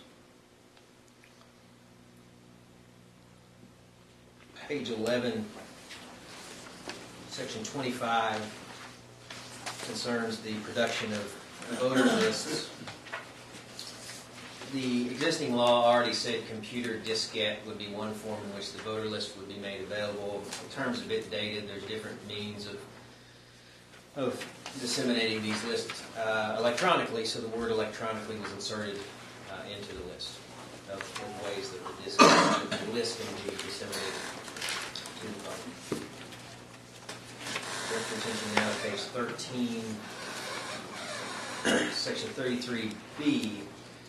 This change would impose the same residency requirement for candidates for an at-large seat as is imposed on all of the other districts. The current residency requirement for all except at-large is 270 days immediately preceding the day of the general election in which he or she is seeking an election. Again, this applies to at-large candidates. If you're an at-large candidate, you essentially must live at large and maintain the residency that we're all expected to maintain for our district. That's section 33B, kind of page 13. Also on page 13, section 34.2 increases the number of documents that a candidate must present to the Election Commission to demonstrate that they are a bona fide resident of the district in which they seek to run for. Section 34.2, found at page 13. Direct your attention to page 16.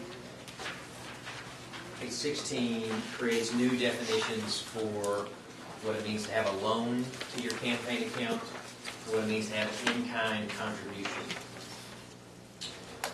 Under the new definition of loan shall be any payment made from a candidate's own funds for campaign purposes or any funds obtained by loan to the candidate from a bank, savings and loan association, or credit union on his or her own behalf, and shall be considered as contributions. In-kind contributions shall mean any campaign contribution of a good or service rather than a money donation. In-kind contributions shall be reported as such, and the report shall include the name of the donor, his or her address, employer occupation, and the fair market value of the good or service contributed. I know we had considerable discussion on that during the last round of election reform. That again is found at page 16, section 41, new subsections F and G. Directing your attention to page 17, restrictions on contributions. The language currently says contribute is limited to natural persons. The word individual is added in there. Again, this is on page 17, section 43A, so that I suppose it clarifies it so that we're talking about individuals. You could have a man, a spouse, they can give the maximum, the other spouse can give the maximum, but it just clarifies that it's individual. Still at page 17, section 44, this creates a new bit of information that has to be put on a contributor statement. right now we ask for the name, the contributor's name, address, occupation, the amount given. This would require that they also provide the name of their employer. Again, on page 17, this is section 44. Page 19, section 46 clarifies the time period that the monthly report shall cover. Section 46B, the additional language is the report shall comprise the entire previous month, beginning with the first day of the month and ending at the last. The Election Commission, I think, has found that there's some ambiguity in what is expected of candidates. This makes clear that an entire month period that you must on 19, section 47A, again on contributions, it adds the requirement that we, in our contribution report, that we add the name of the employer of the contributors in addition to the other information that was already on the books. Direct your attention to page 23. This is section 62. This concerns in-person absentee voting. The current law says that any voter may utilize an in-person absentee ballot at the Election Commission office located in Talbot, Oklahoma, from 9 a.m. to 9 p.m. This new language is saying during hours to be set by the Commission, which will be at least 9 a.m. to 5 p.m. All this does is allow the Election Commission to do hours beyond 9 a.m. to 5 p.m. They could expand those hours. They can't contract them. Again, that's found on page 23, section 62D. Page 26, section 78, has to do with a person who appears at a precinct who has requested an absentee ballot. The experience in previous elections is that if you requested an absentee ballot and you go to a precinct to cast it, you cast a challenged ballot. You were given a challenged ballot only if you said you never received the absentee ballot. And so some folks would come up, I think it wouldn't say the magic words. This allows anyone who's requested an absentee ballot to appear at a precinct and cast a challenge ballot. Of course, there'll be a record there that they should be challenged. And then if their absentee ballot was received, certainly it would not be double counted. That's the purpose of the change to section 78, page 26. Direct your attention to page 27. 27, section 93B. It gives the Election Commission greater flexibility in how it counts the votes because the machines that the Election Commission gets may have different requirements in terms of how those votes are counted. They have different procedures. It depends on what machine they get there. They contract or they may get their own machines. They're free to do that. This gives them the freedom to develop those rules when they get the machines. As it's written here, Madam Speaker, it says that the Commission shall post this no less than 30 days prior to an election. I wonder if you would make it friendly to make that 90. That's not a lot of notice to get procedures out there in front of the public and candidates. And I think you'd like. I would make that motion. And Councilor Fishy not accepts. So that'd be 90 instead of 30. Section 93B, found on page 27. Finally, section 93C, found on page 28.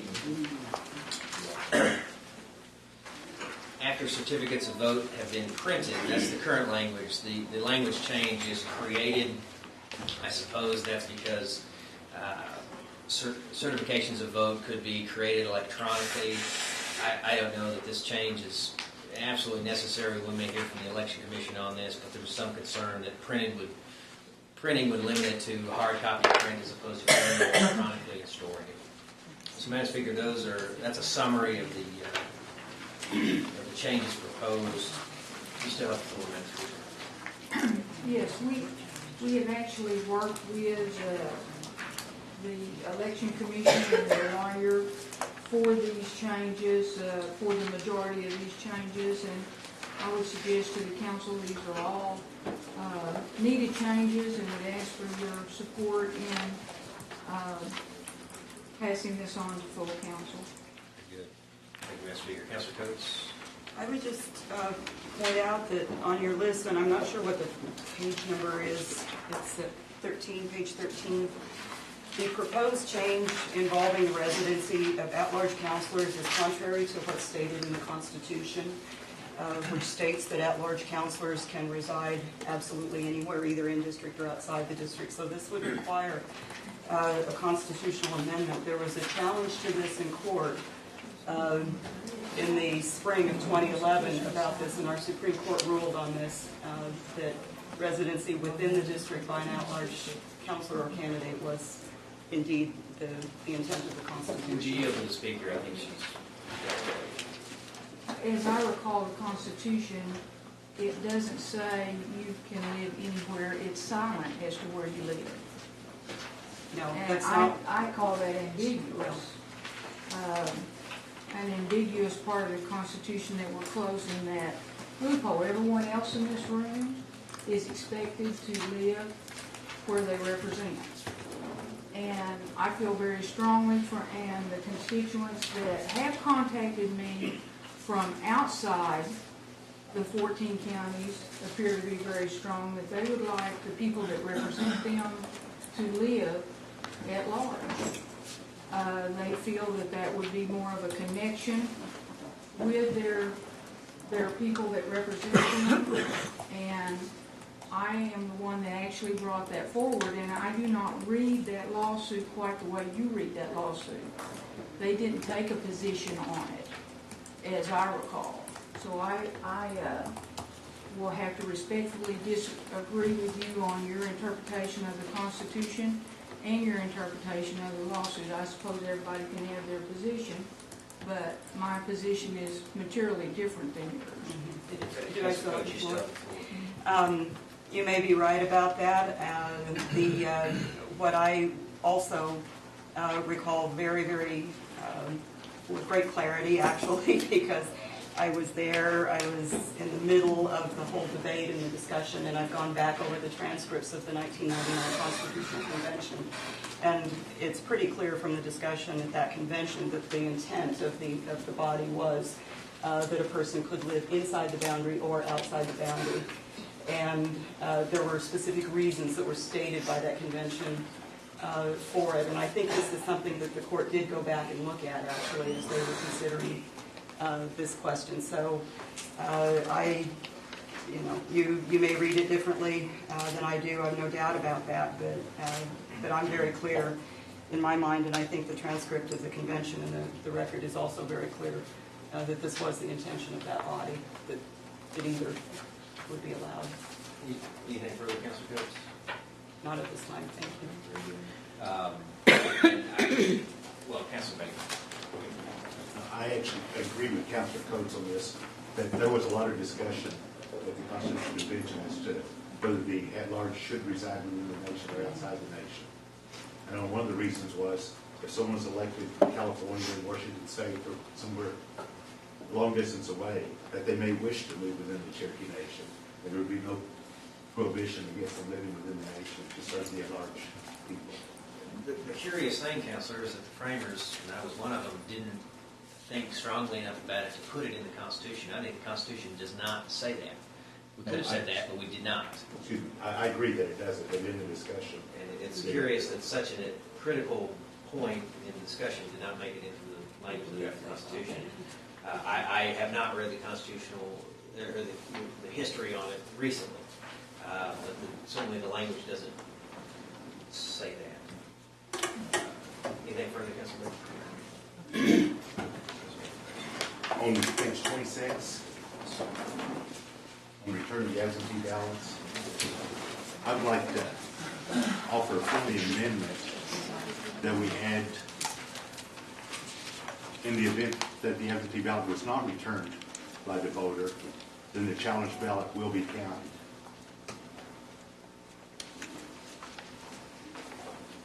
It sort of implies that it will be counted, but it doesn't state that. In the event that the absentee ballot was not returned, yes, then the challenge ballot will be counted. Yes. That's, Madam Speaker, he's made a, if you direct your attention to page 26, section 78, he's made a friendly amendment.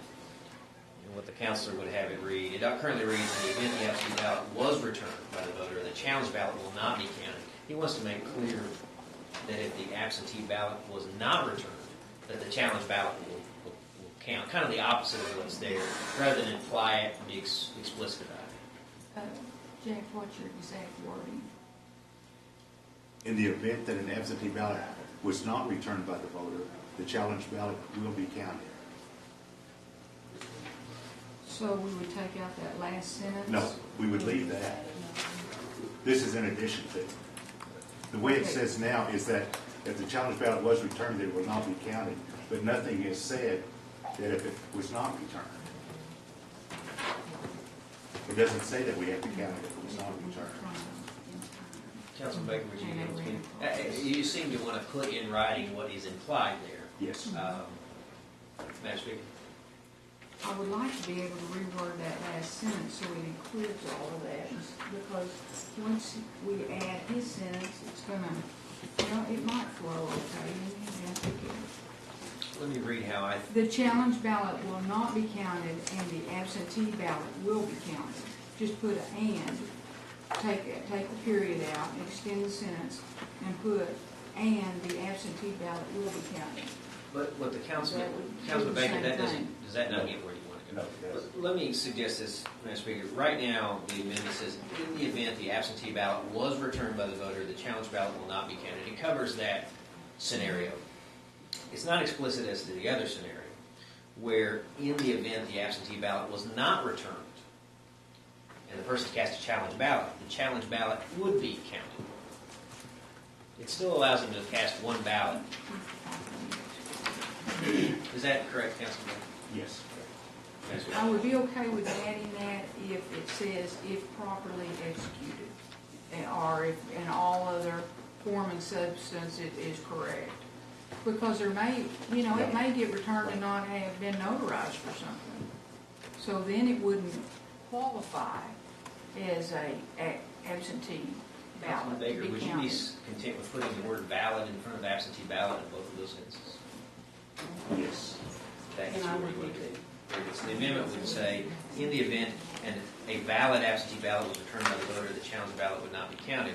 Additional sentence would say, in the event that an absentee ballot was not returned by the voter, the challenge ballot would be counted. Is that embraced? I'll accept that. All right, it's been embraced and embraced by the second, Councilman Christian. Okay. Councilor Baker, you still have the floor. Okay, that's it. Thank you. Very good. Any further discussion? Councilor Thornton. Yes, I'd like to see in the section 44 and 47 where it says that we're required to, I guess the employer is the contributor. I think that's a problem. I think that the contributor may be contributing to another candidate, and if they are, then they also, there's a friction there between the employer and the contributor. And I'm going to ask to withdraw those two sentences. These directed friendly amendments you Madam Speaker to withdraw. And I would agree. And Councilor Thornton, the employer shows up at section 47. I assume you would also want that. Section 44 and section 47. Madam Speaker. I would agree. Withdrawn. Councilor Christian agrees. Very good. Anything further, Councilor Thornton? That's it. I have some clarification. What was this page again? These are additional? Those are just to guide councilors to take us through each of the changes. And what was the, Councilor, he asked for the friendly amendment that would impact section 44, found at page 17, and section 47, found at page 19.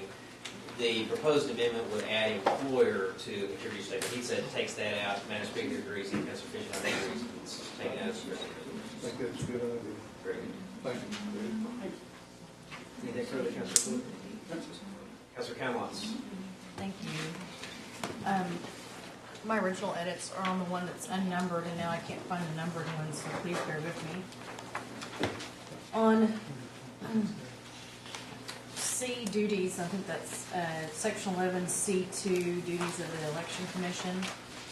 I really appreciate that it's going to be regularly posted on the Cherokee Nation website, but I think we need to even be more specific and add that the rules and regulations are also posted online and not just the meeting minutes. we know we already have existing rules and regulations that have not been posted online, that people have expressed frustration about having to ask for and wait to receive it when there were standing rules and regulations. And now we're asking in the election law to compel them to do more rules and regulations that are the right to the voter to access to. So I'd ask for a friendly that we add after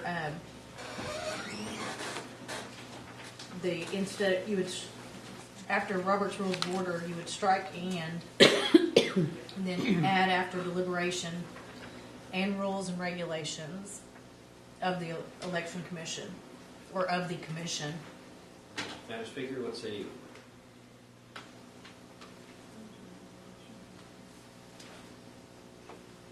The exact wording again, Carol. So in section 11C2, so after Robert's Rules of Order, you would strike and then it would say approve and maintain correct and accurate minutes of its deliberations and rules and regulations of the commission. So you would add and rules and regulations of the commission. Then it would say which shall be regularly posted on the Cherokee Nation website.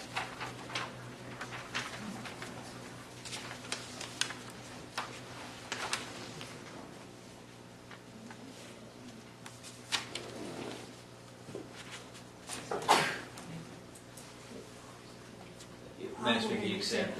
Thank you. Councilor Fishing accepts. Very good. Thank you, Councilor Shane. Do you have additional? Do you have additional changes? Yes, I do. So that was accepted. Okay. And then on the next one, section 11G3, I was concerned about the changing in this because I was like, why is this familiar? And I think that language is from the Constitution. I think although the language of the Constitution speaks directly to elected officials in the three branches of government, including the cabinet, because the Election Commission is an independent group and acts like another arm of government, I don't know why we would change that, because I think that's directly from our Constitution.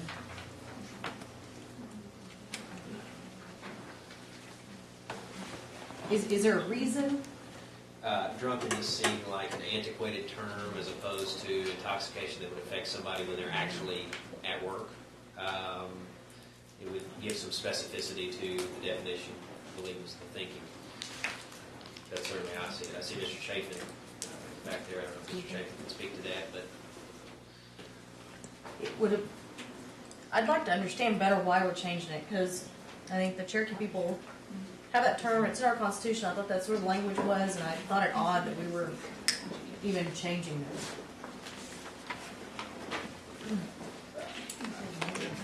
Mr. Chafin, if you could speak to it and come forward, if you.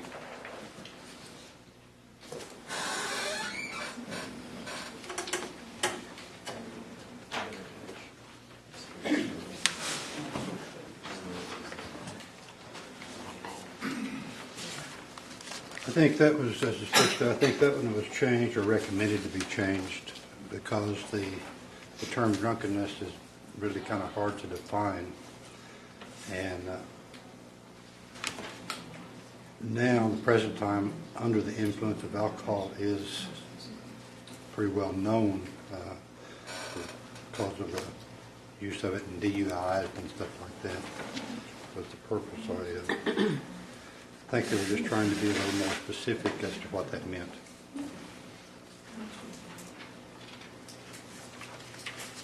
I don't know that I'm satisfied.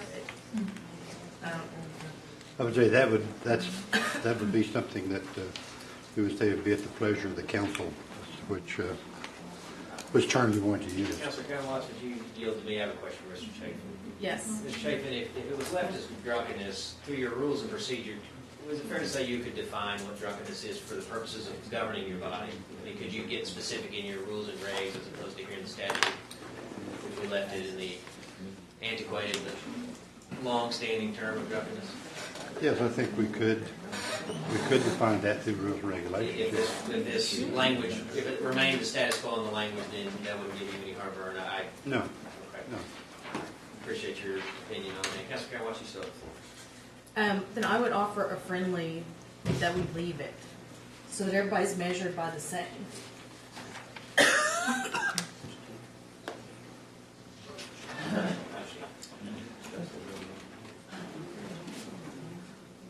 So I offered it as a friendly. Right. I was Okay. waiting. I thought you were and waiting. I still have. I thought you were finishing your thought on why you're on to the Madam Speaker.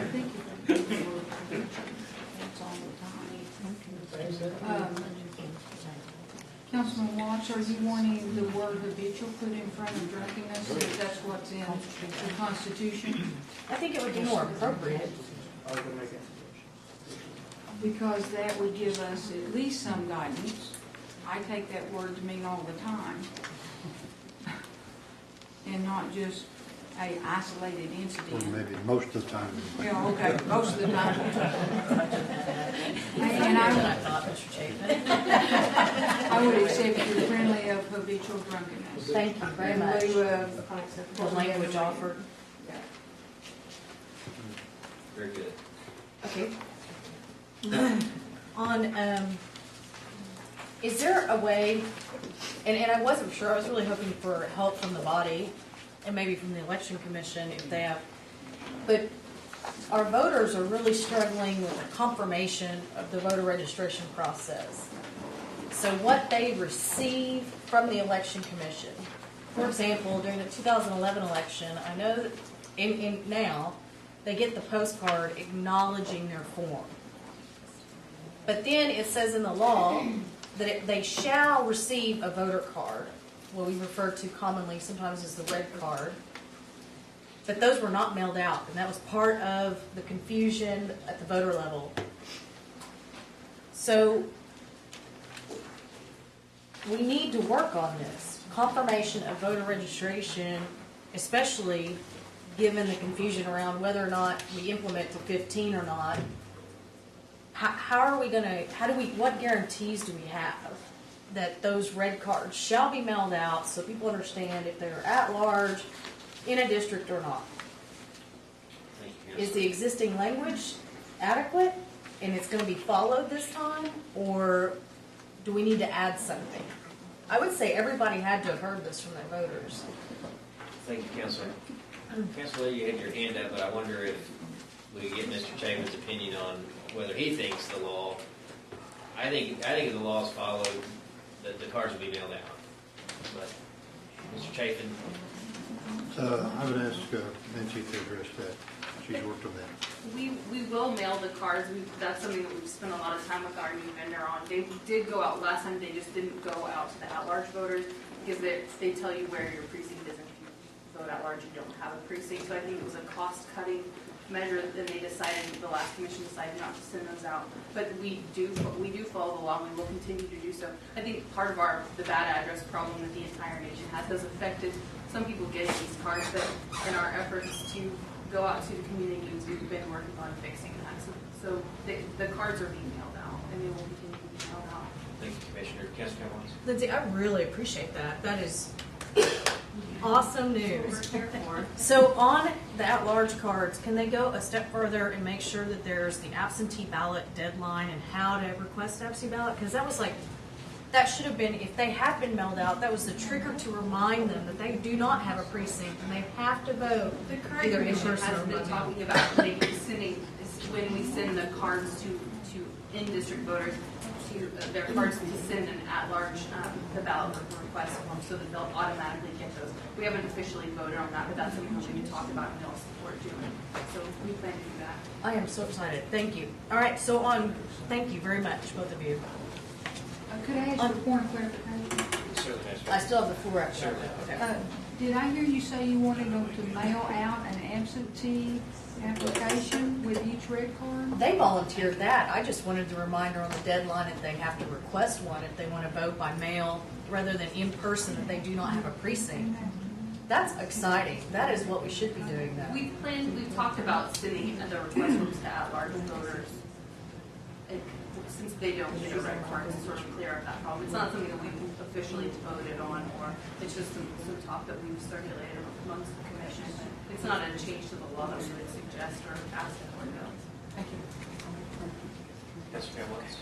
Okay, on section 21A3, again, I apologize, I don't have the one with the numbers, but requiring the relinquishment issue. I appreciate that this was an issue, I believe, in 2011 for some voters, but there's nothing in here compelling our registrar to push that information over. So are we leaving a loophole for shenanigans in the election?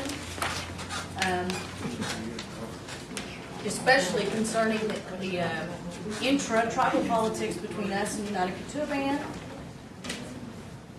It seems like, I mean, I understand the election commission can only do what they have. But at the end of the day, we have to ensure integrity in our elections for our voters. So, are we going to compel with this law that the registrar has to actively each month send a list, which then the election commission could act on? Because it seems like it falls short. We're going in the right direction, but we're missing a step.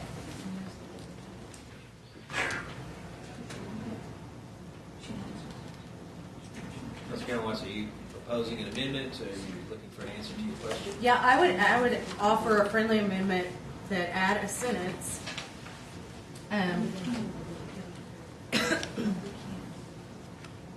that says the tribal registrar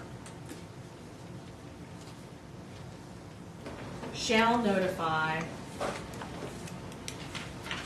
Connect, whatever, Cherokee Nation Election Commission, on a monthly basis of relinquishments and deaths. Councilor, or Madam Speaker, the friendly amendment's been made. No, I cannot accept that because we cannot order the registrar to do something in the election commission rules.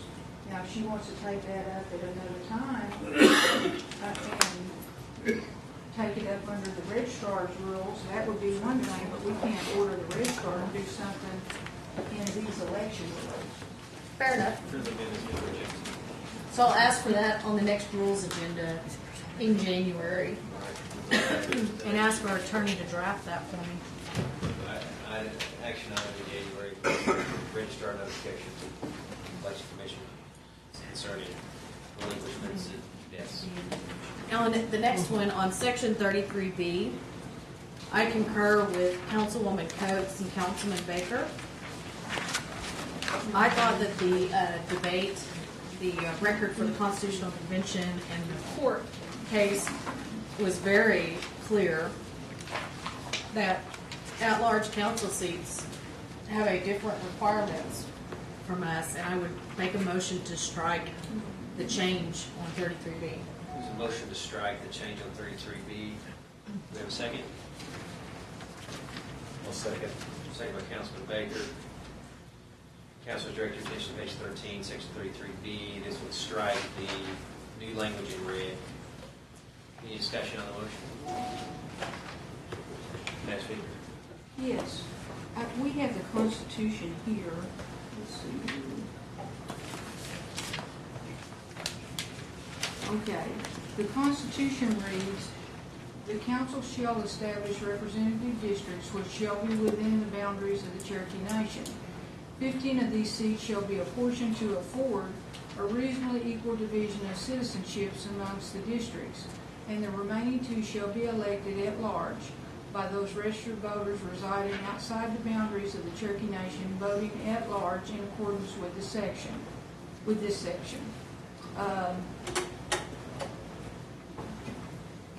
The council members representing districts within the boundaries must be domiciled within their district. The council shall, within 60 days of this Constitution take effect, select the 2 at-large councilors. This Constitution is silent as to where those 2 at-large councilors needed to live at the time of filing. So we are not inconsistent with the Constitution when we say they need to live at large, which is really their district. There's nothing inconsistent about what I've said here and what we're attempting to do here. All 15 of us have to live within our districts to represent our people. And we're simply saying the other 2 need to live at large where they represent. And that is not in any way inconsistent with this Constitution and what I just read. Thank you, Madam Speaker. Any further discussion on the motion, Councilor Crown Watts? Actually, the Constitution does speak to it in that it's specific about everything else but that. So it speaks very specifically to the districts inside the boundaries, and therefore seems to leave it out. I'm not a constitutional attorney or historian. However, this next sentence says that council members representing districts within the boundaries must be domiciled within their district. If the Constitutional Convention or the people, as we voted on this Constitution, wanted this to say differently about the domicile requirements for the at-large, then they would have included them. But it very specifically leaves them out and only speaks to the ones in districts, and that's consistent with the documentation around the Constitutional Convention and the court cases. Thank you, Mr. Chairman. Councilor, your theory is big enough to drive a truck through. I mean, you could look through anywhere that the Constitution is silent and say, well, this must be what it implies. The fact that we're having this discussion and that reasonable people are disagreeing about it is because the Constitution was silent, and the legislature can end that silence by saying what it means, as long as it's not inconsistent with the Constitution. So I think we're well within our realm to do this. Councilor Coates? Well, that may be, except again, I go back to the discussions that took place in the 1999 Constitutional Convention and looking at the transcripts of those discussions, which I did closely about 18 months ago when this was a case in front of the Supreme Court. The body believed that that's what they were doing by specifying within the boundaries. The body believed that by being that specific, they were specifically excluding the at-large counselors from this.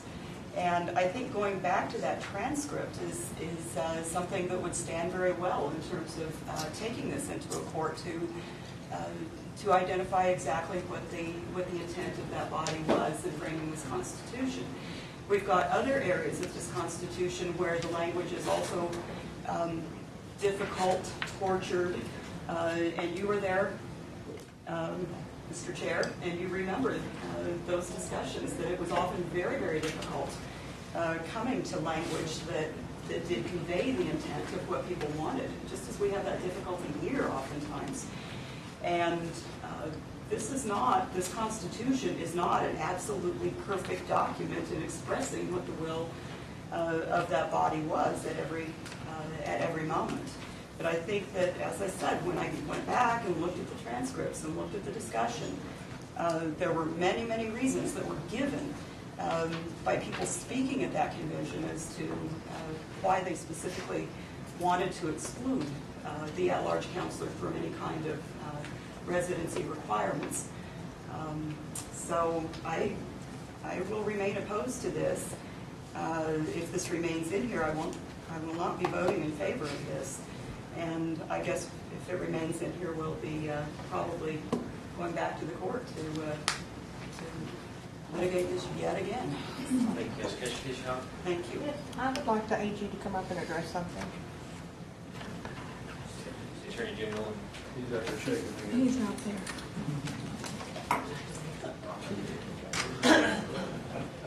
And the question is, does the council and district have to be eligible to vote in the district they represent on the election laws? Pardon me? Can you address what we're talking about, Todd? I will, in an official opinion, if this were to pass. Obviously, it is a... You've given an unofficial opinion before we voted on it at council. I have looked at both sides of the issue of it, but I would refrain from issuing any type of informal or formal opinion until you guys pass the act. I mean, out of committee or out of council? Out of committee. Okay. Because the last time I took that position, it was after it passed through committee. Okay. So I'll be ready. I kind of figured that question was coming. So my pen is sharp. And then my other question was, the election commission, do we have to be eligible to vote in the district for which we represent? It says you have to live in the district that you're representing if you're the district representative. So So, yeah, it doesn't say anything about being registered to vote there, but if you live there, you're eligible to be registered to vote. So. Anything further, Councilor Fishing Hawk, Madam Speaker? I think the question was, what if you're an at-large representative, but you can't vote at large?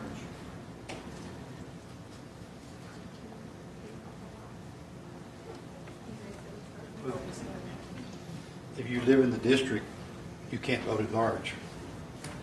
You have to be you have to register in the district that you live in if you live in one of the districts. Because one person sitting here that could not vote for themselves, they had to vote against me.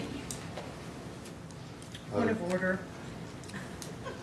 I don't know about that, but the law requires that you be registered, live and be registered in the district to vote. You have to vote in that district. You can't elect to vote out large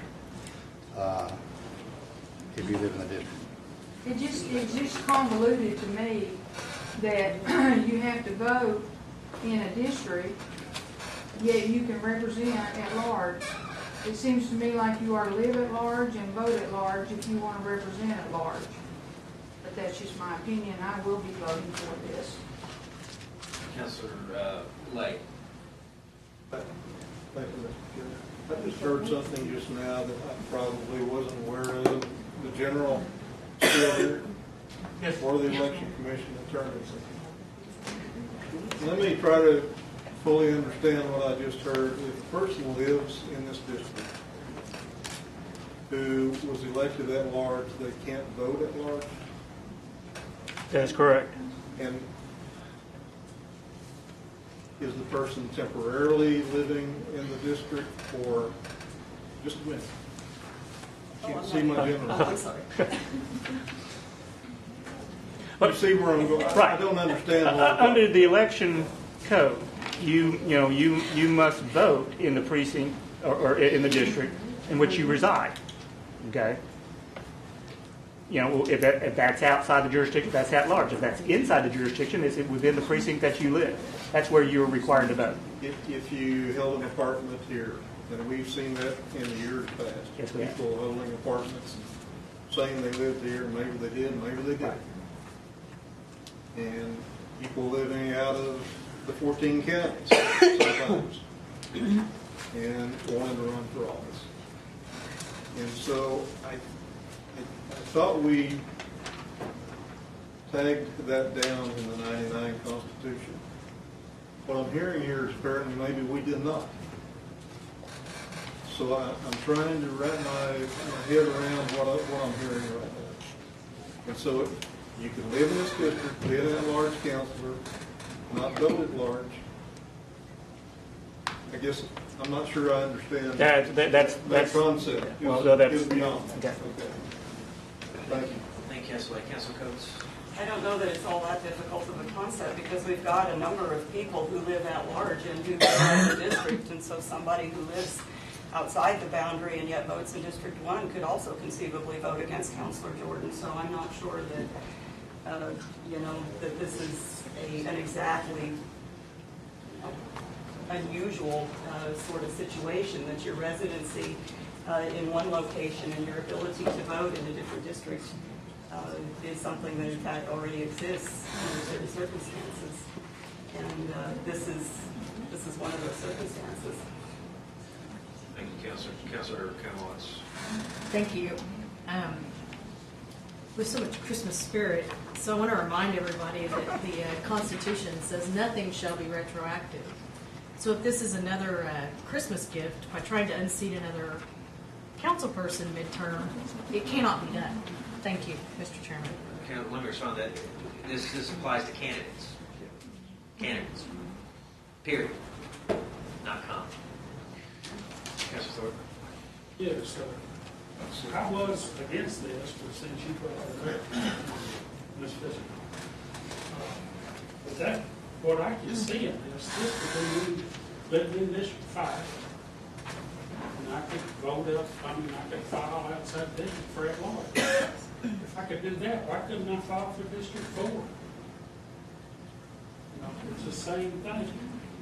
I live inside the district, at large should live outside the district. Outside. Thank you, Councilor. That's kind of been both around, and that's the way I'm looking That's Watson. Is the law still in place if you're under the age of 25, you live at large, you can select the district voting? Yes. Thank you, Councilor Watson. Well, I expect you to call the question. yes, sir. I will call the question. Question's been called. This is a vote on Councilor Count Watts' motion. Direct your attention to page 13, section 33B. The language is read is what the original motion, the original amendment was to be. Councilor Count Watts' motion would be to strike that. The vote for Count Watts' motion is to keep the status quo, no residency requirement for at-large candidates. A vote against Councilor Count Watts is to keep the language in red, which is to impose a residency requirement. All minds clear. All those in favor say aye. Aye. Aye. All opposed, same sign. Aye. Roll call, roll call. Yes, yes is to accept Councilor Count Watts' language. No is to reject. Meredith Riley, Oh. No. Janelle Fulbright, No. John Garvin, Yes. Frankie Hargis, Chuck Hoskin Jr., No. Anna Flory Jordan, No. Lee Keener, Yes. Dick Blake, No. Curtis Snell, David Thornton, No. Ed Walkenstick, Fairchild Watts, Yes. Bill Ankley, Yes.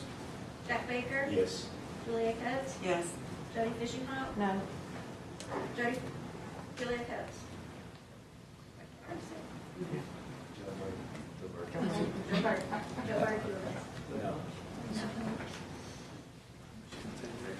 Mr. Chairman, do I still have the floor? Certainly. Thank you. So just to clarify, we are not going to put the employer on contributor statements. Correct. I know that it's already been an issue, but I think that this is an ongoing thing in the minds of our folks, our citizens. And I think that's a missed opportunity when we have folks like Tyson breathing down our necks, and the Northwest Arkansas Council and Walmart and other folks that I have great concerns are meddling in our elections. And so when we don't put that on there, and you have to backward look people up on the internet to figure out how they're associating, especially with our chief candidates or maybe smaller council seats, I think it's a concern. But at the same time, I appreciate that it was removed because I don't want our employees to be a target. I think they need every opportunity to participate in our elections too, and it would make it easier for folks to target those employees. But I hope at some point that we as a body take this up to clarify that issue for folks. On section 62, help me understand again what this really means in terms of the commission's flexibility in setting in-person absentee voting times. Do we keep the minimum amount of days, or are they going to change drastically?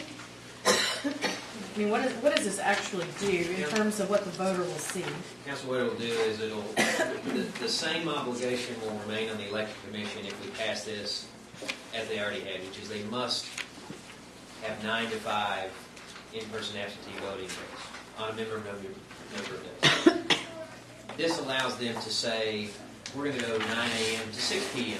because of the circumstances of people getting off work. They might do that. They might not choose to use this flexibility, but the only additional authorization that the council will be granting the election commission is the ability to extend those polling hours.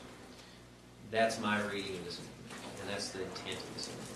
Okay, thank you. That helps me. On section 93B, so will there not be, because when the Administrative Procedures Act was repealed in terms of the Election Commission's compliance with transparency and public involvement in rules and regulations impacting our voters, I heard a verbal commitment from our Election Commission that they would continue to engage the public and give time for comment.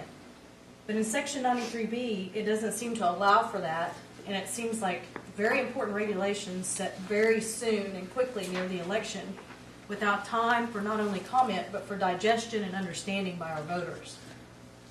And Councilor, just so you'll know, we did extend that to 90 days by friendly amendment. Okay, that was That one of changes them. your concern at all. Can we also include that they allow for public comment?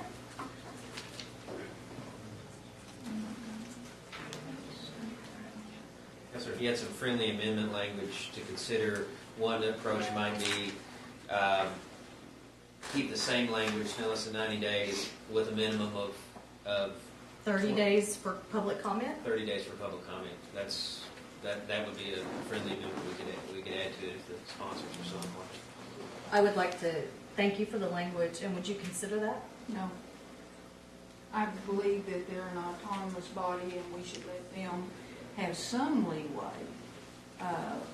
It says it'll be posted, so I'm assuming, I'm looking back at the election commission, that this will be just like all other rules and regs. It'll be put on the internet too. Of course. So no, I will not. I would like to make that in form of a motion. Okay. So motion to Second add that. the And second Councilman one. Keener, yeah. Very good. Councilor Cameron, could I ask Mr. Chapin a question? Yes. Ms. Chapin, if we didn't add the public notice period that Councilman Watts is asking, isn't it true that you would have a posted election commission meeting in which you would adopt these rules? It would be in a public setting. There would be an opportunity for the public to come to the meeting. You would adopt these rules, and there would be actually an opportunity for public input at that meeting. I mean, isn't that how you all do business? Yes, these rules will have to be adopted by the commission at a regular meeting. So isn't it fair to say that the language already embraces public comment with notice of the meeting? That's how I read it. The public's always welcome to come to meetings and comment. And in fact, under the amendments that we passed today, they'll be notified by the internet that, in fact, there's a meeting and what the agenda for that meeting is. And they'll be notified 90 days before an election that there's going to be a change to procedures. And they'll have an opportunity to. That's what I understood we would be looking at. I didn't think it would be under the cover of darkness. So I think the councilor's amendment isn't necessary. Councilor Crown wants to use back to you. Thank you. That would be great if everyone lived in Tahlequah and didn't work during the day, then that would work. However, we have a significant amount of population that does not live in the city of Tahlequah and that has jobs during the day that could not attend those meetings or even at some of the later in the afternoon. So there needs to be more than just one public meeting where they could possibly attend, especially when they're not streamed live or archived on the internet in either video or audio, for people to really understand the work of the Election Commission. Because when you read the notes or the agenda, it doesn't capture the full amount of work and dialogue that goes on in that meeting. So though I appreciate that it's not done under the complete cover of darkness, we are here to make sure that voters feel like they are engaged and have a voice in their elections, and that never is their right to vote ever diminished. And Councilor, just to be clear, your motion is to add at the end of this red sentence the phrase with an additional, with a minimum 30 days public comment period. Yes. Okay. Anything further on Councilor Crown-Watts' motion? Councilor Coates. I'm going to support this because I think this is something that is extremely critical to the functioning of a good, solid democratic government, that the public should have the right to be involved. I don't get notification of these meetings until maybe just a week in advance. I get it because I happen to be on email that comes across through Gale. If it wasn't for that, I don't know that I would ever have the opportunity to know when these meetings are in a timely fashion, to see what the agenda is. And I think that to give 30 days and the opportunity, hopefully, for people to maybe add written comment and have that accepted at any time, not simply at a meeting that is actually taking place at that moment, would greatly expand the public's ability to really participate in this and to shape the way that our elections are conducted to conform with public desire. I am a muller. I'm not somebody who thinks things, real quickly and real immediately. In addition, that time period gives people the opportunity to ponder and to mull over and to think about what it is that that's been presented to them, rather than having to try to understand something, try to comment in the course of what may be a 1 to 1.5 hour meeting. And for these and many other reasons, I think this is very, very good, sound public policy. I disagree that we are telling the Election Commission what to do.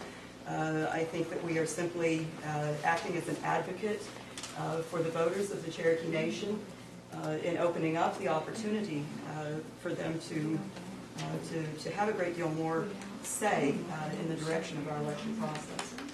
So I will be supporting it. Thank you. Thank you, Councilor. We'll now move to a vote on Councilor Watts' amendment. That would be to add the language with a minimum 30-day comment period at the end of the red language. Kind of page 27, section 93B. I'm sorry, Councilor Fishing. You actually. Do you all have a 1-800 number that people can call? Yeah, we have I don't know what it is off the top of my head. But is it a we do have 1-800 toll-free number? Yeah, we do. Okay. It's on all of our mail that goes out. Okay. On the website. We'll do roll call on the Councilor's amendment. Go ahead, Joe. Joe Byrd, No? Julia Coates, Yes. Jody Fishingham, No. Mary Fraley, Yes. Michael Fulbright, No. John Garvin, Yes. Frankie Hargis, Chuck Hoskin Jr., No. Anna Gloria Jordan, No. Lee Keener, Yes. Dick Lay, No. Curtis Snell, No. David Thornton, No. David Walkenstein, Eric Allen Watts, Yes. Bill England, Yes. Jack Baker. Yes.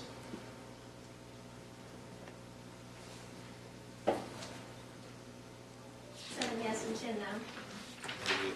Anything, Councilor Watts still before anything? Yes, further? I just have one last thing. On section 93C, I was trying to follow what you were saying is created rather than printed.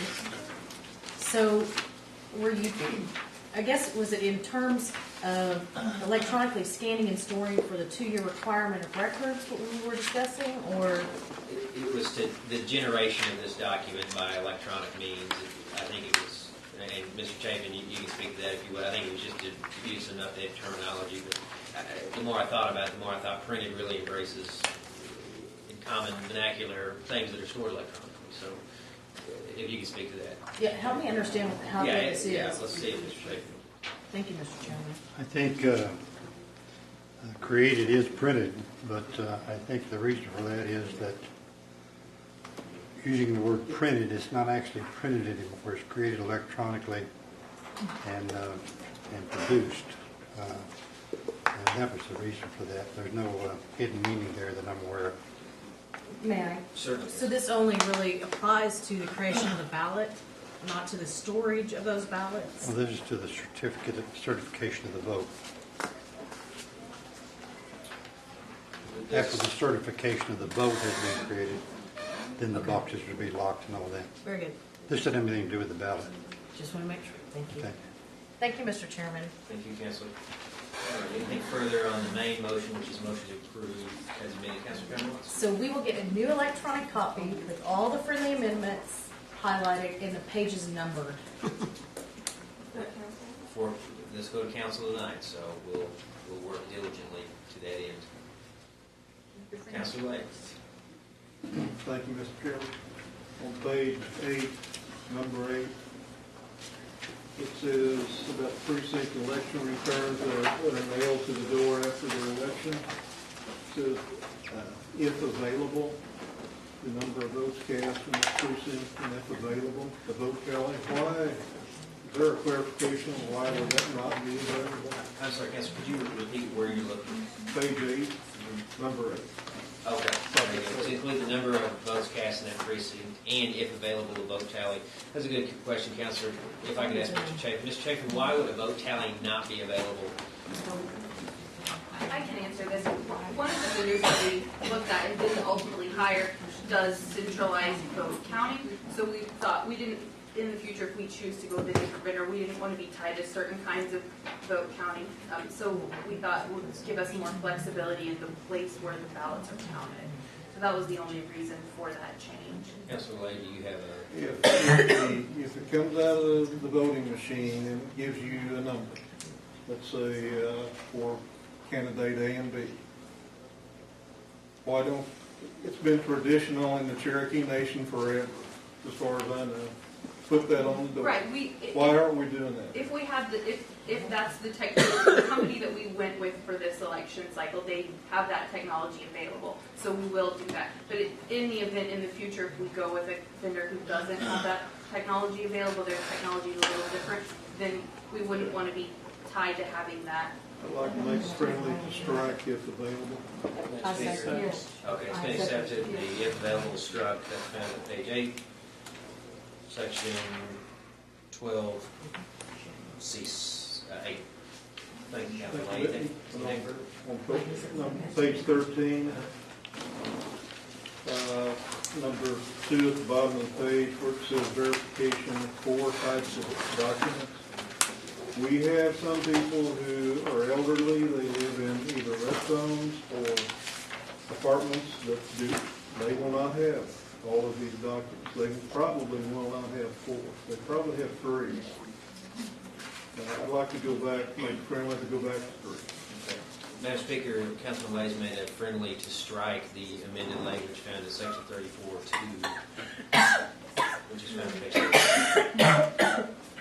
You know that's the candidate, not to vote. That's so you can be a candidate.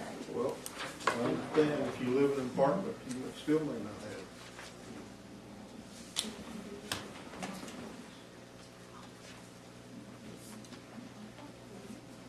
A related question to that, would F,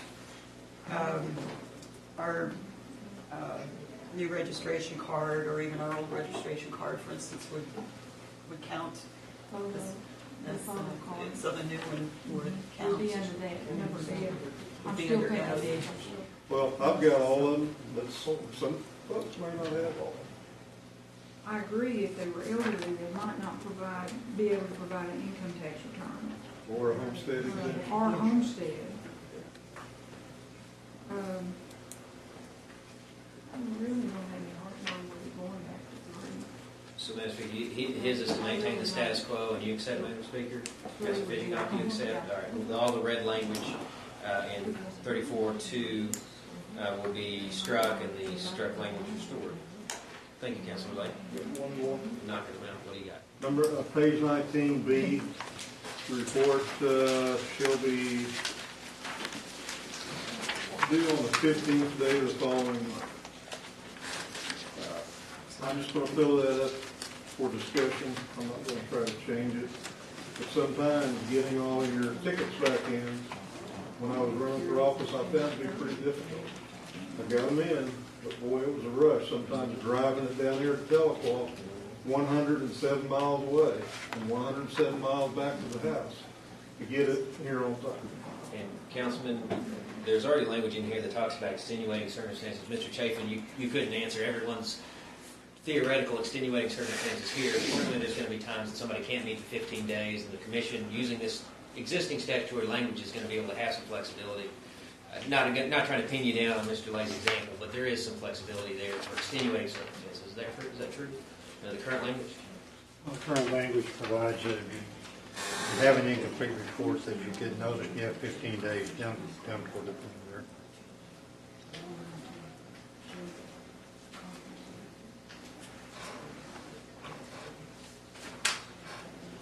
In the bottom part Thank of you, Uh, the Mr. Layton.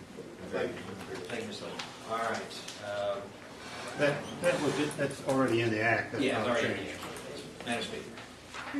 There is one more thing that I would like to address. I know that we're charging $200 for a list if you are a candidate, and of course, candidates are getting lists at several different times, and I believe now that the list may be available electronically if this passes. So I would request that, and I'm going to throw this out here for consideration, would you all not want that amount to be lower? It used to be a lot lower. If they want the gummed mailing deals, I can understand that, but if they're just wanting an electronic list, over to them. Are you asking the commission at its next meeting to consider that, or do you want to Yes, I substantial? am. I am asking them to lower that, because they're not obtaining them just one time, they're obtaining them several times throughout an election.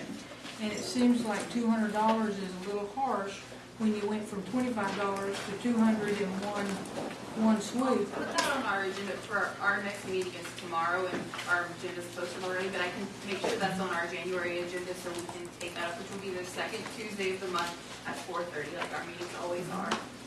And if this should pass, they could be sent to us electronically, which is a much easier way. I agree. And would not require any way I can think of $200 worth of someone's time to do that.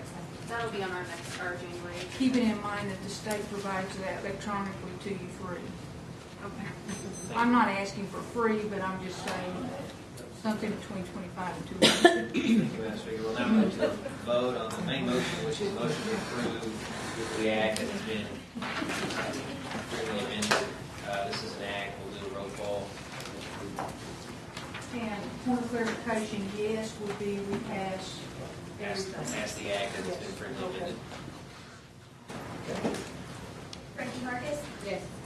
Chuck Hoskin Jr.? Yes. Donna Floyer Jordan? Yes. Lee Keener? No. Dick Clay? Yes. Curtis Snell? Yes. David Thornton? Yes. David Wilkins? Yes. Carrie Callen Watts? Yes. Bill Anklin? Yes. Zach Baker? No. Joe Byrd? Yes. Julia Coates? No. Jody Fishinghawk? Yes. Meredith Rayleigh? Yes. Janelle Fulbright? Yes. Don Garvin? Yes.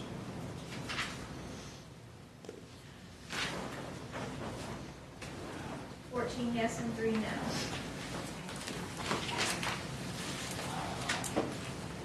Thank you.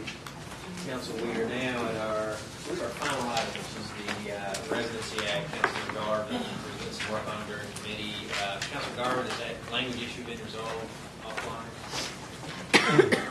Pardon me? Has the language issue been resolved on your legislation? Yes, she's worked on it real hard and did a good job, and I appreciate that work, and I encourage everybody to vote for this, and make a motion that we vote Motion is second. by acclamation. By acclamation, all those in favor say aye. Aye. All opposed, same sign. Yes. Everyone should have a copy now. Okay. It should go to the council tonight. And let's do a blanket motion. I'd entertain to send everything to full council tonight. I will make that motion. Councilman Baker, Second. Martis, all those in favor say aye. Aye. All opposed, same sign. Any announcements? Announcements? Adjourn, second. Second, all in favor say aye. All opposed, same sign.